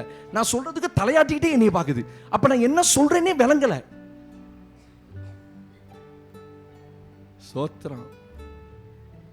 நான் இருந்த ஊழியக்காரர் இங்க இருந்து தூக்கி அடிப்பார். அங்க தலையில முக்காடு இல்லைன்னா இங்க இருந்து கர்ச்சிப்பை தூக்கி அடிப்பார். தலையில போடு. நான் உங்களை புரிஞ்சுக்கிட்டேன். அல்லேலூயா. அதனாலதான் நீங்க என்கிட்ட இருக்கிறீங்க. அந்த காலத்து பெந்தேகோஸ்தே உபதேசத்துல எல்லாம் உங்களால வாழ முடியாது. வெள்ளை வெள்ளையில தான் வரணும். கம்யூனியன்ல வெள்ளை வெள்ளையில தான் உட்காரணும். அப்பதான் கம்யூனியன். கால கழுவிதான் கம்யூனியன் கொடுப்பாரு. ஆனா அது வேதத்துல இல்ல. அதை தவறாய் புரிந்து கொண்டதுனால இன்னைக்கு நாங்க வேதாம கல்லூரி படித்ததுனால அதெல்லாம் ஓவர் கம் பண்ணி போயிட்டே இருக்கிறோம். அவ்வளவுதான், வேற ஒண்ணும் இல்லை. அப்ப அன்றைக்கு இருந்த ஒரு கடினமான சூழ்நிலையில, கடினமான சமுதாயத்துல மரியாள் வாழும்போது எவ்வளவு கஷ்டமா இருந்திருக்கும்ல. இது எப்படி நம்ம டாக்கிள் பண்ண போறோம்? இது எப்படி நம்ம ஓவர் கம் பண்ண போறோம்? எப்படி நம்ம சமுதாயத்துக்கு சொல்ல போறோம்? எப்படி நம்ம அந்த தலைவர்களுக்கு சொல்ல போறோம்? எல்லாம் மனசுல இருந்தாலும் சொன்ன உடனே அவள் அதை விசுவாசித்தாள். நீங்க கடினமான காரியத்தை உங்க ஆவிக்குரிய வாழ்க்கையில விசுவாசிக்க முடியலன்னா இயேசு உங்களுக்குள்ள பெரிய காரியம் செய்ய முடியாது. இயேசு உங்களுக்குள்ள பிறக்க முடியாது. ஆமென். பேருக்கு சொல்லிக்கலாம், நான் பெந்தேகோஸ்தே விசுவாசி, நான் சர்ச்சுக்கு போறேன், நானும் ரட்சிக்கப்பட்டிருக்கேன். ஆனால் அவள் விசுவாசித்தவளே பாக்கியவதி. சொன்ன உடனே அவள் அதை ஏற்றுக்கொண்டு விசுவாசித்தாள். இன்னைக்கு விசுவாசிக்க முடியாத ஆண்டவருடைய அற்புதங்களையும் ஆண்டவரையும் விசுவாசிக்க முடியாத ஒரு கூட்டம் கிறிஸ்தவத்துக்குள்ள உட்கார்ந்துட்டு இருக்கு. அந்நிய பாஷை விசுவாசிக்காத ஒரு கூட்டம் உட்கார்ந்து இருக்கு. பிசாசு இருக்கு நம்பாத ஒரு கூட்டம் இருக்குப்பா, தெரியுமா? அப்படியே பார்த்து சிரிச்சுக்கிட்டே இருப்பாங்க. திடீர்னு நாலு பிசாசு அலனுச்சுன்னா இவங்க பயபக்தி ஆயிடுவாங்க. நான் பார்த்துக்கிட்டே தான் இருக்கேன் மேல இருந்து உங்களெல்லாம். அது வரைக்கும் கேஷுவலா மற்றவங்களாம் ஆடுறவங்களை பார்த்து சிரிச்சுக்கிட்டே இருக்குது. நம்பவே முடியலப்பா. சொல்லுங்க ஆண்டவர்கிட்ட போய், ஆண்டவரே என்னால இதெல்லாம் நம்பவே முடியல, பிசாசு இருக்கு நம்ப முடியல, அந்நிய பாஷைக்கு நம்ப முடியல. ஸ்தோத்திரம். நீங்க ஆண்டவர்கிட்ட சொல்லுங்க, அவர் பிசாசு உங்களுக்கு இருக்குன்னு காட்டுவார். 4 பிசாசு போய் பொல்லாதாவி இழுத்துக்கிட்டு உங்களுக்குள்ள வந்துச்சுன்னா அப்பதான் நீங்க விசுவாசிப்பீங்க. ஓ இருக்குப்பா. இல்ல இங்க உட்கார்ந்துருக்க எத்தனை பேர் அந்நிய பாஷையை நம்பாதவங்க சொல்லுங்க பாப்போம். அதெல்லாம் எங்களை நம்ப முடியும். நீங்களா மாடர்ன் கிறிஸ்தவர்கள். மாடர்ன் கிறிஸ்தவங்க மட்டும்தான் இந்த அந்நிய பாஷையெல்லாம் நம்ப மாட்டா. லிபரல் கிறிஸ்தவங்க ரெண்டாவது ரொம்ப ரிலாக்ஸ்டா இருப்பான். அதெல்லாம் ஒன்ஸ் அப்பான் எ டைம், அதெல்லாம் ஆதி சபையில இருந்தது, இன்னைக்கு அதெல்லாம் கிடையாது பாஸ்டர். இருக்குன்னு சொல்றவங்க ஒரு ஆமேன்னு சொல்லுங்க பாப்போம். நல்ல கை வைத்து ஆமேன்னு சொல்லுங்க. என்ன இருக்கு? அப்பா நான் என்ன சொல்ல வந்தேன்றது உங்களுக்கு விளங்கிருச்சு. ரொம்ப சந்தோஷம். என் செய்தி உள்ள போகுது. ஆமென். எல்லாம் இருக்கு. ஆவி இருக்கிறது, விசுவாசம் இருக்கிறது, அந்நிய பாஷைகள் இருக்குது, வரங்கள் இருக்கிறது, கனிகள் இருக்கிறது. இன்றைக்கும் சபையில் ஆண்டவர் கிரியை செய்து கொண்டுதான் இருக்கிறார். ஆமென் சொல்லுங்க பாப்போம். விசுவாசித்தவளே நீ பாக்கியவதி. அதனாலதான் இயேசு அங்க பிறந்தார். கடினமான ஒன்றை வேற யார்கிட்ட சொன்னாலும் விசுவாசிக்க முடியாதவர்கள் மத்தியில எதை சொன்னாலும் அவளால் விசுவாசிக்க முடியும் என்று தேவன் நினைத்ததனாலதான் அவளுக்குள்ள இயேசுவை பிறக்க அவர் அனுமதித்தார். கிறிஸ்தவ வாழ்க்கையில, விசுவாச வாழ்க்கையில விசுவாசத்தின் ஆவி உடையவர்களா இருக்கணும். ஆமென். மூன்றாவது, இவர் ஏன் இயேசு அங்கே போய் பிறந்தார்? ஹல்லேலூயா. லூக்கா 1ஆம் அதிகாரம் 35ஆம் வசனத்தை நாம் வாசிக்க கேட்க போகிறோம். தேவதூதன் அவளுக்கு எடுத்துட்டீங்களா? லூக்கா 1ஆம் அதிகாரம். வெளியில உட்கார்ந்து பரிசுத்தவான்களும் கொஞ்சம் பைபிளை திறங்க பாப்போம். உங்களை பார்த்துக்கிட்டே தான் இருக்கேன், நீங்க வாட்ச பார்த்துக்கிட்டே இருக்கிறீங்க. கர்த்தருக்கு ஸ்தோத்திரம். வாசிமா. தேவதூதன் அவளுக்கு பிரதியுத்தரமாக பரிசுத்த ஆவி உன்மேல் வரும். கவனிங்க, பரிசுத்த ஆவி உன்மேல் வரும். உன்னதமானவருடைய பலம் உன்மேல் நிழலிடும். ஆதலால் உன்னிடத்தில் பிறக்கும் பரிசுத்தம் உள்ளது. தேவனுடைய குமாரன் எனப்படும். ராமேனு சத்தமா சொல்லுங்க பாப்போம். அல்லேலூயா. தேவதூதன் அவளுக்கு பிரதியுத்தரமாய் பரிசுத்த ஆவி உன்மேல் வரும், உன்னதமானவருடைய பலம் உன்மேல் நிழலிடும். ஸ்தோத்திரம். கவனிச்சீங்களா? எப்படி பிறக்க போகுது பிள்ளை? உனக்கு நியமிக்கப்பட்ட கணவனோடு உனக்கு பிறக்காது. உலக பிரகாரமாய் கணவனும் மனைவி நிமித்தம் இது பிறக்கிற பிள்ளை அல்ல. மரியாளே, அப்நார்மலா இயற்கைக்கு அப்பாற்பட்ட விதத்தில் ஒரு பிள்ளை உனக்குள்ள உருவாக போகுது. இவ அனுமதிக்காம அவர் எப்படி பிறக்க முடியும்? ஹலோ, மரியாள் அனுமதிக்காத பட்சத்தில் இயேசு எப்படி வரவே முடியாது. ஆமென் சொல்லுங்க. நீங்க வாயத்தில், அதனாலதான் வாயினால் நாவினால் அறிக்கை செய்யப்படுவார், ரட்சிக்கப்படுவாய். உங்க வாயில சொன்னாதான், இயேசுன்னு சொன்னாதான் ரட்சிப்பு. பரிசுத்த ஆவியானவர் இல்லாமல் தேவன் என்று சொல்லக்கூடாது. அப்ப ஆவியானவர் உங்களுக்குள்ள இருக்கிறார். அதனாலதான் நீங்க இயேசுவை தேவன் சொல்றீங்க. ஹல்லேலூயா. அப்ப இந்த 35ஆம் வசனத்துல பரிசு உன்னதமானவருடைய பலம், பிறக்க போற குழந்தை எப்படி தெரியுமா? கர்த்தருடைய பலன் உன் மேல வரப்போகுது. பரிசுத்தாவின் பலத்தில் அந்த பரிசுத்தம் உள்ளவர் அப்படின்னு பைபிள் சொல்லுது. சரி கவனிங்க. இவர் மரியாதைக்குள்ள பிறந்ததுக்கு காரணம் என்னன்னா, இப்படி இயேசு பிறந்த, இப்படிப்பட்ட ஒரு உறவுல பிறந்தா யார் நம்ப மாட்டாங்க. உனக்கு எப்படி இன்னைக்கு இருக்கிற உலகம், அப்படிப்பட்ட உலகம். பிள்ளை வயித்துல இருக்கதே தெரியல பெற்றோருக்கு. 9 மாதம் பிள்ளை வயித்துல சுமந்து வீட்டு உலகம் ஆயிடுச்சு. ஆனா அன்னைக்கு மரியாதை இடத்துல எப்படி பிறந்தாரா? தேவனுடைய பலம் உன் மேல வரும். அவ ஏற்றுக்கொண்டா. சரி, இதுக்கு பின்னாடி நடக்க போகிற எல்லாவற்றுக்கும் நீ தாங்கிக்கு. அப்ப என்ன அர்த்தம்? இயேசு சுமக்கிறதுக்கு சில வேளையில இலக்க துணியணும். ராமேன் சொல்லுங்க பாப்போம். நீ எதையும் இலக்க துணி, அவமானம் வரும், நிந்த வரும். இயேசு சுமக்கிறனால என்ன வரும்? நீங்க கிறிஸ்தவ பாடுபடுவ. பைபிளே சொல்லிச்சு, நீங்க கிறிஸ்தவனா இருந்தா பாடுபடுவீங்க. இன்னைக்கு நிறைய யூடியூப் நீ கிறிஸ்தவனா இருந்தா பாடே கிடையாது. ஆனா பைபிள் சொல்லுது, நீ கிறிஸ்தவனா இருந்தா பாடுபடுவ. உன்னை அவமானப்படுத்துவாங்க. உழித்து போற இடத்துல உனக்கெல்லாம் வேலை பொழப்பு இல்லடா, அதனால தான் இந்த மாதிரி பேக்கை தூக்கிட்டு ஊர் ஊரா சுத்துறீங்க. நீ என்னமா சொல்லு பாப்போ. நீ எதையாவது சொல்லு, என்னத்தைய சொல்லியாவது திட்டு, ஒன்னும் பிரச்சனை இல்லை. அப்ப இதுக்கு பின்னாடி, இந்த இயேசுவை சுமக்கிறதுக்கு பின்னாடி இருக்கிற எந்த நீங்க இழக்கிறதுக்கு ஆயத்தமா இருக்கணும். இயேசு சும்மா பிறந்துட முடியாதுப்பா. இயேசு அவ பாருங்க, தன் வாலிபத்துல வாலிப வாழ்க்கையில எவ்வளவு சந்தோஷமா இருந்திருப்பா, எவ்வளவு இன்பமா சுத்தி இருப்பா. ஸ்தோத்திரம். அந்த இடத்துல இயேசுவை சுமக்கிறதுக்கு தன்னை விட்டு கொடுக்கணும். தன் வயிற்றுல சுமக்கணும்னா 10 மாசம் சுமக்கணும்ல, அந்த சரீரத்தில் எவ்வளவு மாற்றங்கள் வரும். அப்ப இயேசுவை சுமக்கும் போது உங்க வாழ்க்கையில நிறைய பிரச்சனை வரும். உங்க வாழ்க்கையில சில காரியங்களை நீங்க இழக்க நேரிடும், சில காரியங்களை விட நேரிடும், சில உறவுகளை இழக்க நேரும், சில பொருளாதாரம் உங்களை விட்டு போகும், சில இழப்புகள் வரும். இதெல்லாம் தாங்கிறதுக்கு நீ ஆயத்தமா இருந்தா இயேசு உங்களுக்குள்ள பிறப்பார். அதெல்லாம் தாங்கிறேன்னு சொல்லி தானே வந்தா மரியாள். ஆயத்தமா இருந்தாலே உன் மேல வரும். ஐயா எனக்கு வேணாயா. பரிசுத்தாவி வருவார். ஐயோ அப்படிலாம் வந்துட வேணாப்பா. உன் வயிற்றுல கற்பம் உருவாகும், வேணாம் அப்படின்னு சொன்னா வந்துருப்பாரா? அப்படிலாம் ஃபோர்ஸ் பண்ணி செய்கிற தேவன் அல்ல. அப்படிலாம் ஒருத்தரையும் கம்பல் பண்ண மாட்டார். ஹலோ இருக்கீங்களா? பக்கத்தில் கேளுங்க, இருக்கீங்களான்னு கேளுங்க. பத்திங்களா? இருக்கீங்களான்னு கேளுங்க. இருக்கீங்களா? தோத்திரம். ஆண்டவருக்கு மகிமை. எப்பொழுதும் ஒரு கிறக்கத்திலே உட்காந்துருக்கீங்களா? அது என்னது இது? அப்படியே மயங்கிய தண்ணி அடிச்ச மாதிரியே உட்காந்துருக்கீங்க. சிலருடைய முகம் அப்படி என்னது, எப்போ பார்த்தா இஞ்சி தின்ன குரங்கைய மாதிரி இருக்குது. ஒரு சிரிச்ச முகத்தோட தோத்திர. காலையில் இத்தனைக்கு 7-8 மணி தான் ஆகுது. எப்போ வந்து உட்காந்தாலும் கிறங்கின மாதிரியே உட்காந்துருக்கீங்க. சோத்திரம். அது என் முகமே அப்படி தான் பாசன்னா நான் உங்களை விட்டுறேன். ஆனால் அப்படி இல்லையே, சில நேரத்தில் உங்களை பார்க்கும்போது வேற மாதிரியில் இருக்கிறீங்க. இயேசு சும்மா வந்து பிறந்துட முடியாது இல்லை இல்லை. நீ எதையும் இழக்க அவருக்காக ஆயத்தமாக இருக்கும்போது தான் அவர் உங்கள் உள்ளத்தில் பிறக்க முடியும். சில நேரத்தில் உறவுகளை இழக்க வேண்டி வரும்ல, அவமானங்களை தாங்க வேண்டி வரும்ல, நிந்தைகளை சுமக்க, பழிச்சொற்களை சுமக்க வேண்டி வரும். நீ எல்லாம் நம்ம தெய்வத்தை விட்டுட்டு இன்னொருத்த போயிட்டியா, நீ குடும்பம் உறவுகளை சேர்க்க மாட்டே போ, அதையும் எனக்கு சுமக்க வேண்டி வரும்.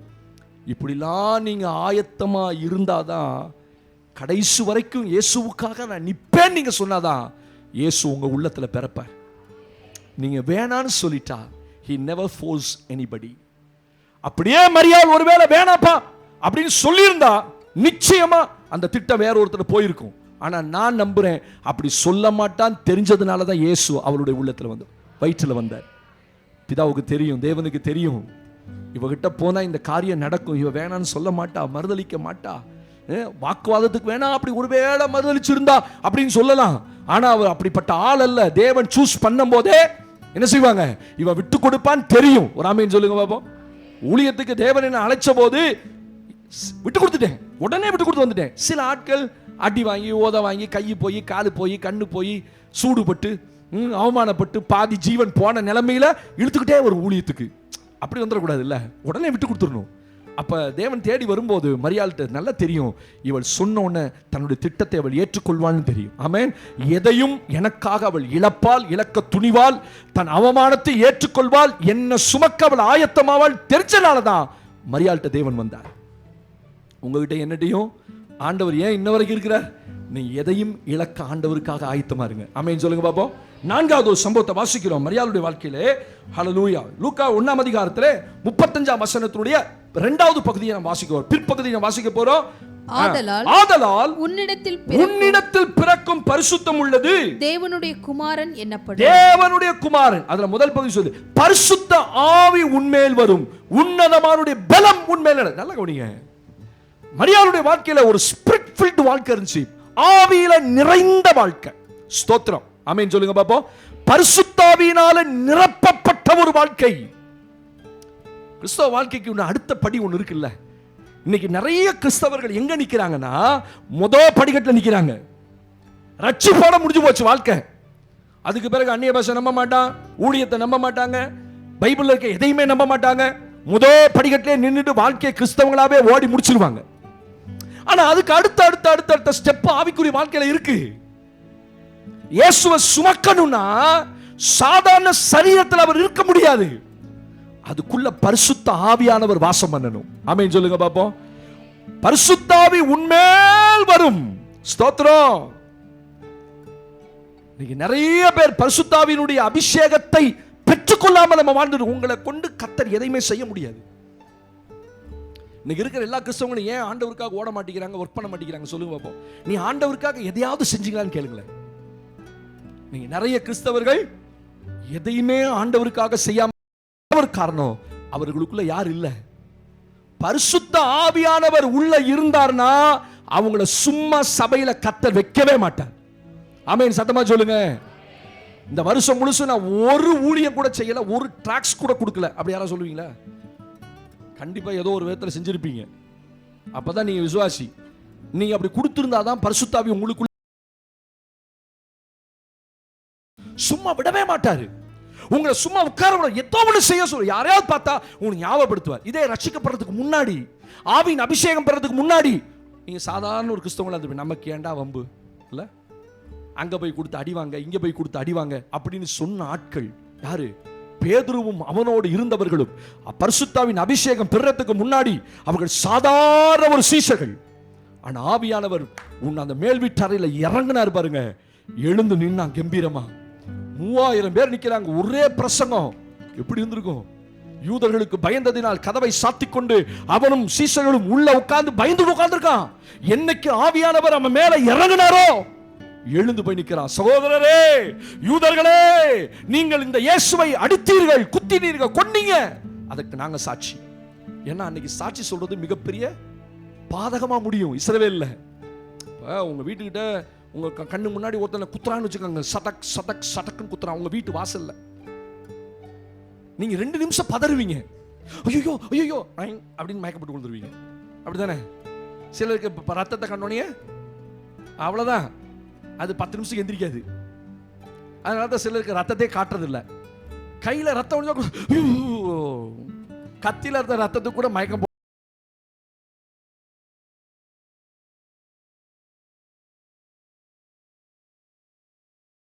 நான் கேட்கிறேன், உங்க வீட்டு வாசல்ல ஒருத்தன் துரத்திக்கிட்டே வரான், 2 பேர் துரத்திட்டு வந்து ஒருத்தனை பிடிச்சி சதக் சதக் குத்துறான். நீங்க ஓடி போய் காப்பாத்திடுவீங்களா? என்ன செய்வோம்? என்ன செய்வோம்? வீட்டுக்குள்ள போய் ஓடி போய் மறைஞ்சுக்கிட்டு ஒளிஞ்சின்னு பாப்பீங்க. போயிட்டானா போயிட்டானா உடனே சொல்லு, ஏய் ஏய் வீட்டை காலி பண்ணி எடுங்க, எந்த எல்லாம் துணிமலை எடுத்து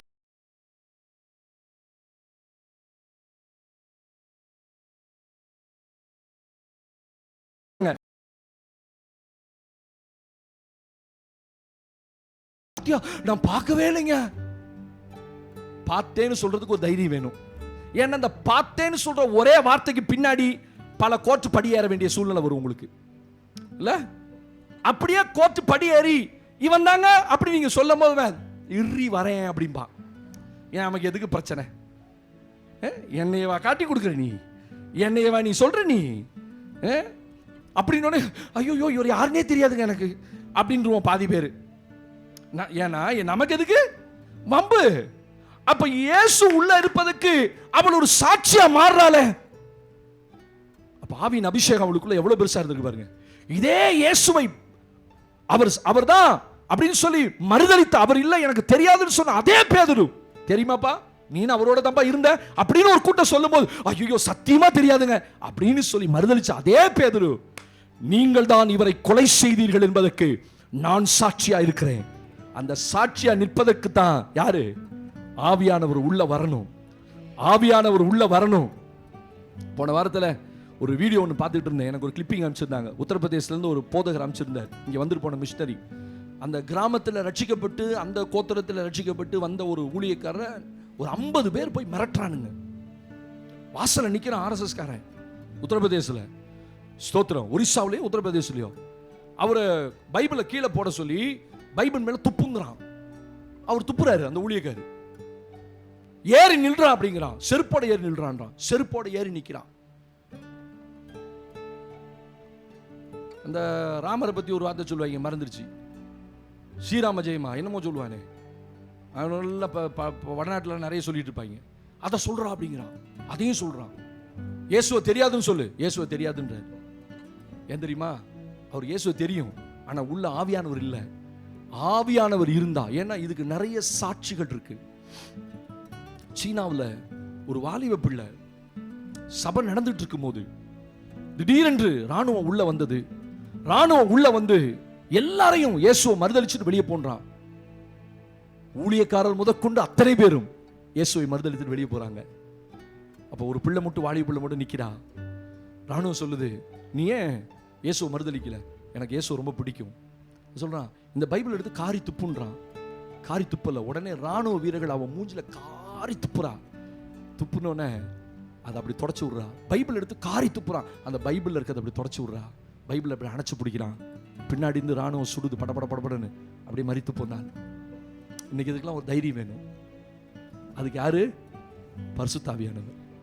ஆவியானவர் இல்லாவிட்டால் இன்னைக்கு இந்த கிறிஸ்தவ வாழ்க்கை வாழ முடியாது. அப்ப உன்னதமானவர் உண்மையில் வரும்போது அந்த கற்பம் தரிப்பாய் பிள்ளை பிறக்குன்னு சொல்லி சும்மா இல்ல.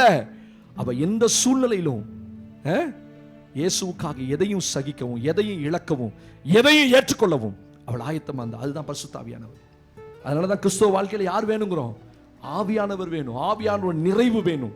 இன்னைக்கு நிறைய பேர் அந்நிய பாஷையை கமெண்ட் அடிக்கிறீங்க. அந்நிய பாஷையை தெரியல, பேச தெரியலன்னு அது இல்லாம போயிடுமா? பூனை கண்ணை முடிச்சான், உலகமே இருட்டுனுச்சான். அப்படி ஒரு பழமொழி சொல்லுவாங்க, தெரியுமா? தெரியுமா தெரியாதா? உங்களுக்கு ஒரு பழமொழி தெரிய மாட்டேங்குதே. பூனை கண்ணை முடிச்சுன்னா உலகமே இருட்டுன்றுச்சான். கண்ணை மூடினது உன் தப்பு. கண்ணை மூடிட்டு பார்த்தா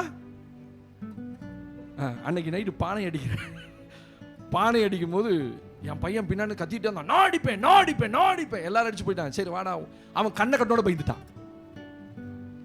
கண்ணை போட்டு இருக்கணும்னு தம்பி சொல்றான். இவன் சொல்றான், அண்ணே கண்ணு தெரியுதுண்ணே. டேய் சத்தம் போடாதரா, கண்ணு தெரியுதுன்னு சொல்லாதரா. ஐயோ கண்ணு தெரியுது. சரி நீயே காட்டி கொடுத்துட்டியா? சரி கண்ணை நல்லா மூடு. நல்லா இறுக்கி கட்டோன்னு பயந்துட்டான். ஏன்னா கண்ணு இருண்டுச்சு இல்ல. தோத்துறோம். இப்ப கண்ணு மூடுனா உலகம் இருட்டாயிருமா? நீ ஆண்டவர் இல்லைன்னு சொன்னா ஆண்டவர் இல்லாம போயிடுவாரா? அல்லேலூயா, சோத்திரம். நீ அந்நிய பாஷை இல்லைன்னா அந்நிய பாஷை இல்லாம போயிருமா? பரிசுத்தாவின் வரங்கள் இல்லைன்னு நீங்க சொன்னா நான் உடனே பரிசுத்தாவின் வரம் இல்லாம போயிருமா? இருக்கு எல்லாமே. ஆமென். அதை விசுவாசிப்பதுக்கு தான் ஆவியானுடைய பலம் உங்களுக்குள்ள வேணும். பைபிள் சொல்ல ஆவியானுடைய பலம் உன் மேல வரும். உனக்குள்ள வந்தாதான் அந்த பலத்துலதான் இயேசு உனக்குள்ள பிறந்துகிட்டே இருப்பார். ஆமென் சொல்லுங்க.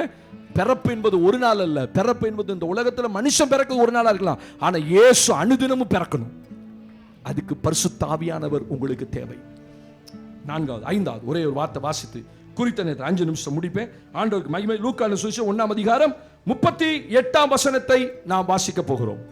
அதற்கு மரியாள், இதோ நான் ஆண்டவருக்கு அடிமை, உம்முடைய வார்த்தையின்படி எனக்கு ஆகக் கடவுது என்றால். இதோ நான் ஆண்டவருக்கு அடிமை, உம்முடைய வார்த்தையின்படியே எனக்கு ஆகக் கடவுது என்றால். அப்பொழுது தேவதூதன் அவளிடத்திலிருந்து போய்விட்டான். It's a beautiful phrase, இல்ல? பைபிள் என்ன சொல்லுது? மரியாள், இதோ நான் ஆண்டவருக்கு அடிமை, உம்முடைய வார்த்தையின்படி எனக்கு ஆகக் கடவுது என்றால். அப்பொழுது தேவதூதன் போயிட்டான். தேவதூதன் சமாதானமா போனான். திட்டத்தோடு வருகிறான். திட்டத்தை மரியாள்கிட்ட சொல்றான். திட்டத்தை மரியாள்கிட்ட சொன்ன திட்டத்துக்கு ஏற்றுக்கொண்டு தன்னை அர்ப்பணித்தார். அர்ப்பணிக்காதவருடைய உள்ளத்துல அர்ப்பணிக்காத கிறிஸ்தவ வாழ்க்கை மீனிங்ஃபுல் கிறிஸ்தவ வாழ்க்கையா இருக்காது. ஆமென் சொல்லுங்க. ஆமென். அல்லேலூயா. ஆண்டவர் உங்களோட தான் பேசுறாரு கிறிஸ்மஸ் நாள்ல. நீ தேவனுக்கு முற்றிலுமா உன்னை ஒப்பு கொடுத்துருக்கணும். அப்பதான் தேவன் பெரிய திட்டங்களை உங்க வாழ்க்கையில நிறைவேற்ற முடியும். சும்மா நானும் வந்தேன் 4 பாட்டு பாடினேன், எனக்கும் ஆண்டவருக்கு சம்பந்தம் இல்லை, எனக்கு சபைக்கு சம்பந்தம் இல்லை, அப்படி போனா அவர்களை கொண்டு அவருடைய வாழ்க்கையில எந்த திட்டத்தையும் கத்த நிறைவேற்ற முடியாது. ஆண்டவர் ஒரு திட்டத்தோடு தான் உங்கள்கிட்ட வராரு. அந்த திட்டத்தோடு தான் உங்களை கரம் பிடிச்சார். அந்த திட்டத்தோடு தான் உங்களை கொண்டு வந்து சபைக்குள்ள உட்கார வச்சார். நீ கடமைக்காக நான் பிரசங்கம் பண்ணிட்டு போக முடியாது. ஆமென் அல்லேலூயா. ஆண்டவர் சொன்ன வார்த்தை அது. இன்னைக்கு ஆண்டவர் சமூகத்தில் ஆண்டவரை நேசிச்சு ஆண்டவருக்காக அர்ப்பணித்து தன் வாழ்க்கையை விட்டு கொடுத்து, சில நேரத்தில் நீங்க விட்டு கொடுக்கும் போது ஆண்டவர் சொல்ற சில காரியங்கள் உங்களுக்கு பிடிக்காது. இது எப்படி பாச, இது எப்படி முடியும்? உங்களை முற்றிலுமா ஒப்பு கொடுத்திருந்தா அது எவ்வளோ பெரிய திட்டம், உங்களுக்கு விருப்பமில்லாத திட்டமா இருந்தாலும் உங்க வாழ்க்கையில நிறைவேறுவதற்கு உங்களை ஒப்பு கொடுப்பீங்க. ஒரு ஆமேன்னு சொல்லுங்க பாப்போம். அல்லேலூயா. அதான் ரொம்ப முக்கியம்.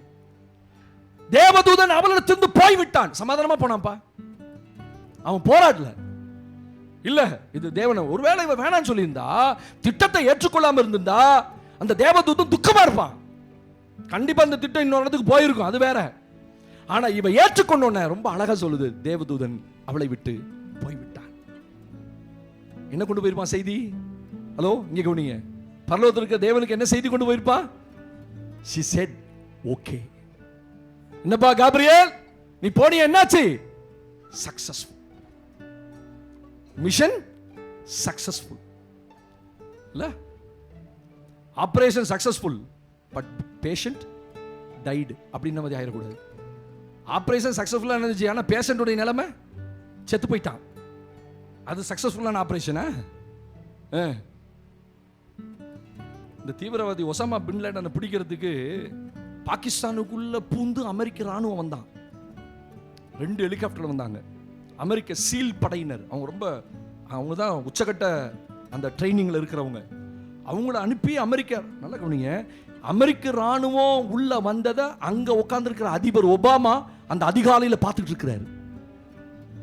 லைவ்ல பாக்குறாருங்க. அந்த ராணுவ வீரர்கள் தலையில கேமரா வச்சிருக்காங்க. அத்தனை பேருடைய தலையிலும் ஒபாமாவும் அவருடைய டீமும். இங்க வந்தபோது டைம் வேற, அமெரிக்க டைம் வேற. இங்க வந்தபோது அதிகாலை ஒரு 4 மணி 5 மணிக்கு வந்துட்டான், இறங்கிட்டான் உள்ள. அங்க மிட்நைட். அந்த மிட்நைட்ல உட்கார்ந்து அதிபர் தன்னுடைய என்ன நடக்க போகுது, பிடிச்சிருவானா இல்ல நம்ம ஆட்கள் சாவுவானா உட்கார்ந்து பார்த்துட்டு இருக்கிறான். போன திட்டம் என்னாச்சு? எல்லாம் சக்சஸ்ஃபுல்லா முடிஞ்சது. உள்ள போனா அடிச்சான், தூக்குனா அத்தனை பேர் கூண்டோட அங்கேயே மற்றவனெல்லாம் போத விட்டுட்டு இவன் உடம்ப மட்டும் தூக்கிட்டு கிளம்பும்போது ஒரு ஹெலிகாப்டர் ஃபெயிலியர் ஆயிடுச்சு. அவன் நேரம் பாருங்க, கரண்ட் போயிருது. என்ன பண்ண முடியும்? நல்ல வேலைக்கு ஜெனரேட்டர்ல மண்ணெண்ணை ஊற்றி பெட்ரோலை வாங்கி வச்சிருந்தேன், அதனால பொழைச்சேன் நான். உங்களுக்கு ஒரு பிரச்சனை இல்லை, எனக்கு தான் பிரச்சனை. நான் கத்த முடியாது இல்ல, உங்க முகத்தை பார்க்க முடியும், இருட்டிலே பார்க்க முடியும். போனா மிஷன் சக்சஸ்ஃபுல். அங்க உட்காந்துட்டே அதிபருக்கு சொல்லிட்டான், வெளியே வந்தானே ஒசாமா கிடைச்சிட்டாரு, கையில தூக்கிட்டோம், வந்துரு, மிஷன் ஓவர்.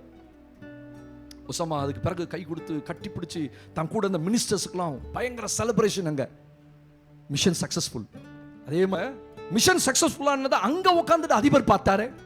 அதே மாதிரி தான் பரலோகத்தில் உட்காந்து ஒரு தேவதூதனை அனுப்பும் போது பரலோகம் ரொம்ப அட்டென்ஷன்ல இருந்திருக்கும். மரியாள்கிட்ட வருகிற வரைக்கும் பார்த்து கொண்டே இருந்திருப்பார். ஏன்னா ஆண்டவர் என்னைக்குமே நெவர் ஃபோர்ஸ் எனிபடி. ஒரு திட்டத்தை கொண்டு வரும்போது யாரையுமே கம்பல் பண்ண மாட்டார், ஃபோர்ஸ் பண்ண மாட்டார். ரட்சிப்பு அப்படிதான். ஒரு முறை துரத்துவார், 2வது முறை துரத்துவா, 3வது முறை போ, உன் தலையெழுத்து போய் சாவு அப்படின்ட்டுவார். ஏற்றுக்கொண்டவன் ஏற்றுக்கொண்டான். எத்தனையோ பேருக்கு சுவிசேஷம் போகுது, அவங்களால ஏற்றுக்கொள்ள முடியல, ஆண்டவர் திணிக்க மாட்டார். அதே போல உள்ள வந்து ஆண்டவரை நம்ம சரியா வச்சுக்கலன்னா போயிடுவார். அப்ப பைபிள் என்ன சொல்லுது? தேவதூதன் சமாதானமா திரும்பி போயிட்டான். அப்ப அந்த திட்டத்தை ஏற்றுக்கொண்டார். அர்ப்பணிப்பு, தேவனுக்கு தன்னை சப்மிஷன் பண்ணி ஒப்பு கொடுத்திருந்தா. அது கிறிஸ்துமஸ்ன்றது வேற ஒன்றும் இல்லை, உங்களுக்கு தேவனை ஒப்பு கொடுக்கணும். அப்பதான் தேவன் தன்னை உங்களுக்காக ஒப்பு கொடுத்தார் இல்லையா? ஆமென், அல்லேலூயா. மிகப்பெரிய காரியம் நடந்திருக்கு. ஸ்தோத்திரம். பிதாவாகிய தேவன் தன்னுடைய ஒரே பேரான குமாரனை, ஒரே ஒரு சன் தான் அவருக்கு, ஒரே ஒரு மகன் தான், அந்த ஒரு குமாரனையும் உங்களுக்காக கொடுத்தார், எனக்காக கொடுத்தாருன்னா இதை காட்டில் ஒரு அன்பு இந்த பூமியில் இல்லை. உங்களை நேசித்ததுனால தானே, உங்களை என்னை நேசித்ததுனால தான் அவர் தன்னுடைய குமாரனையே கொடுத்தார்.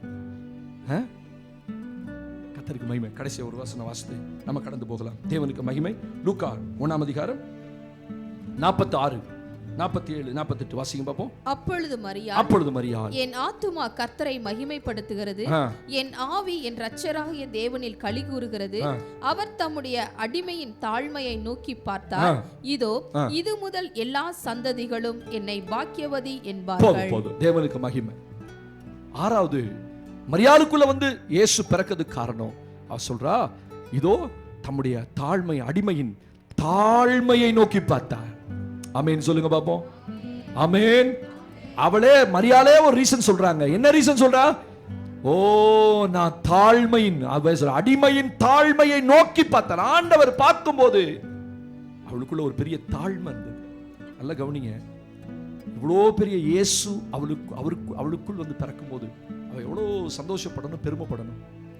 மனுஷன் ஒரு வீட்டை கட்டினாலே எவ்வளவு பெருமைப்படுறான்ல, ஒரு வண்டி புதுசா வாங்கிட்டா எவ்வளவு பெருமைப்படுறோம்ல, இல்ல ஒரு கார் வாங்கிட்டா எவ்வளவு பெருமைப்படுறோம்ல. ஸ்தோத்திரம். நம்ம என்னமோ பெருசா சாதிச்சது மாதிரி நம்ம நினைக்கிறோம். ஆனா இவ்வளோ பெரிய ரட்சகர் திட்டத்தை புரிஞ்சுக்கிட்டான். மரியாள்கிட்ட வந்து திட்டத்தை சொல்லும் போது உலகத்தின் ரட்சகரே தனக்குள்ள வந்து பிறக்க போறான்றது எவ்வளவு பெரிய பெருமை.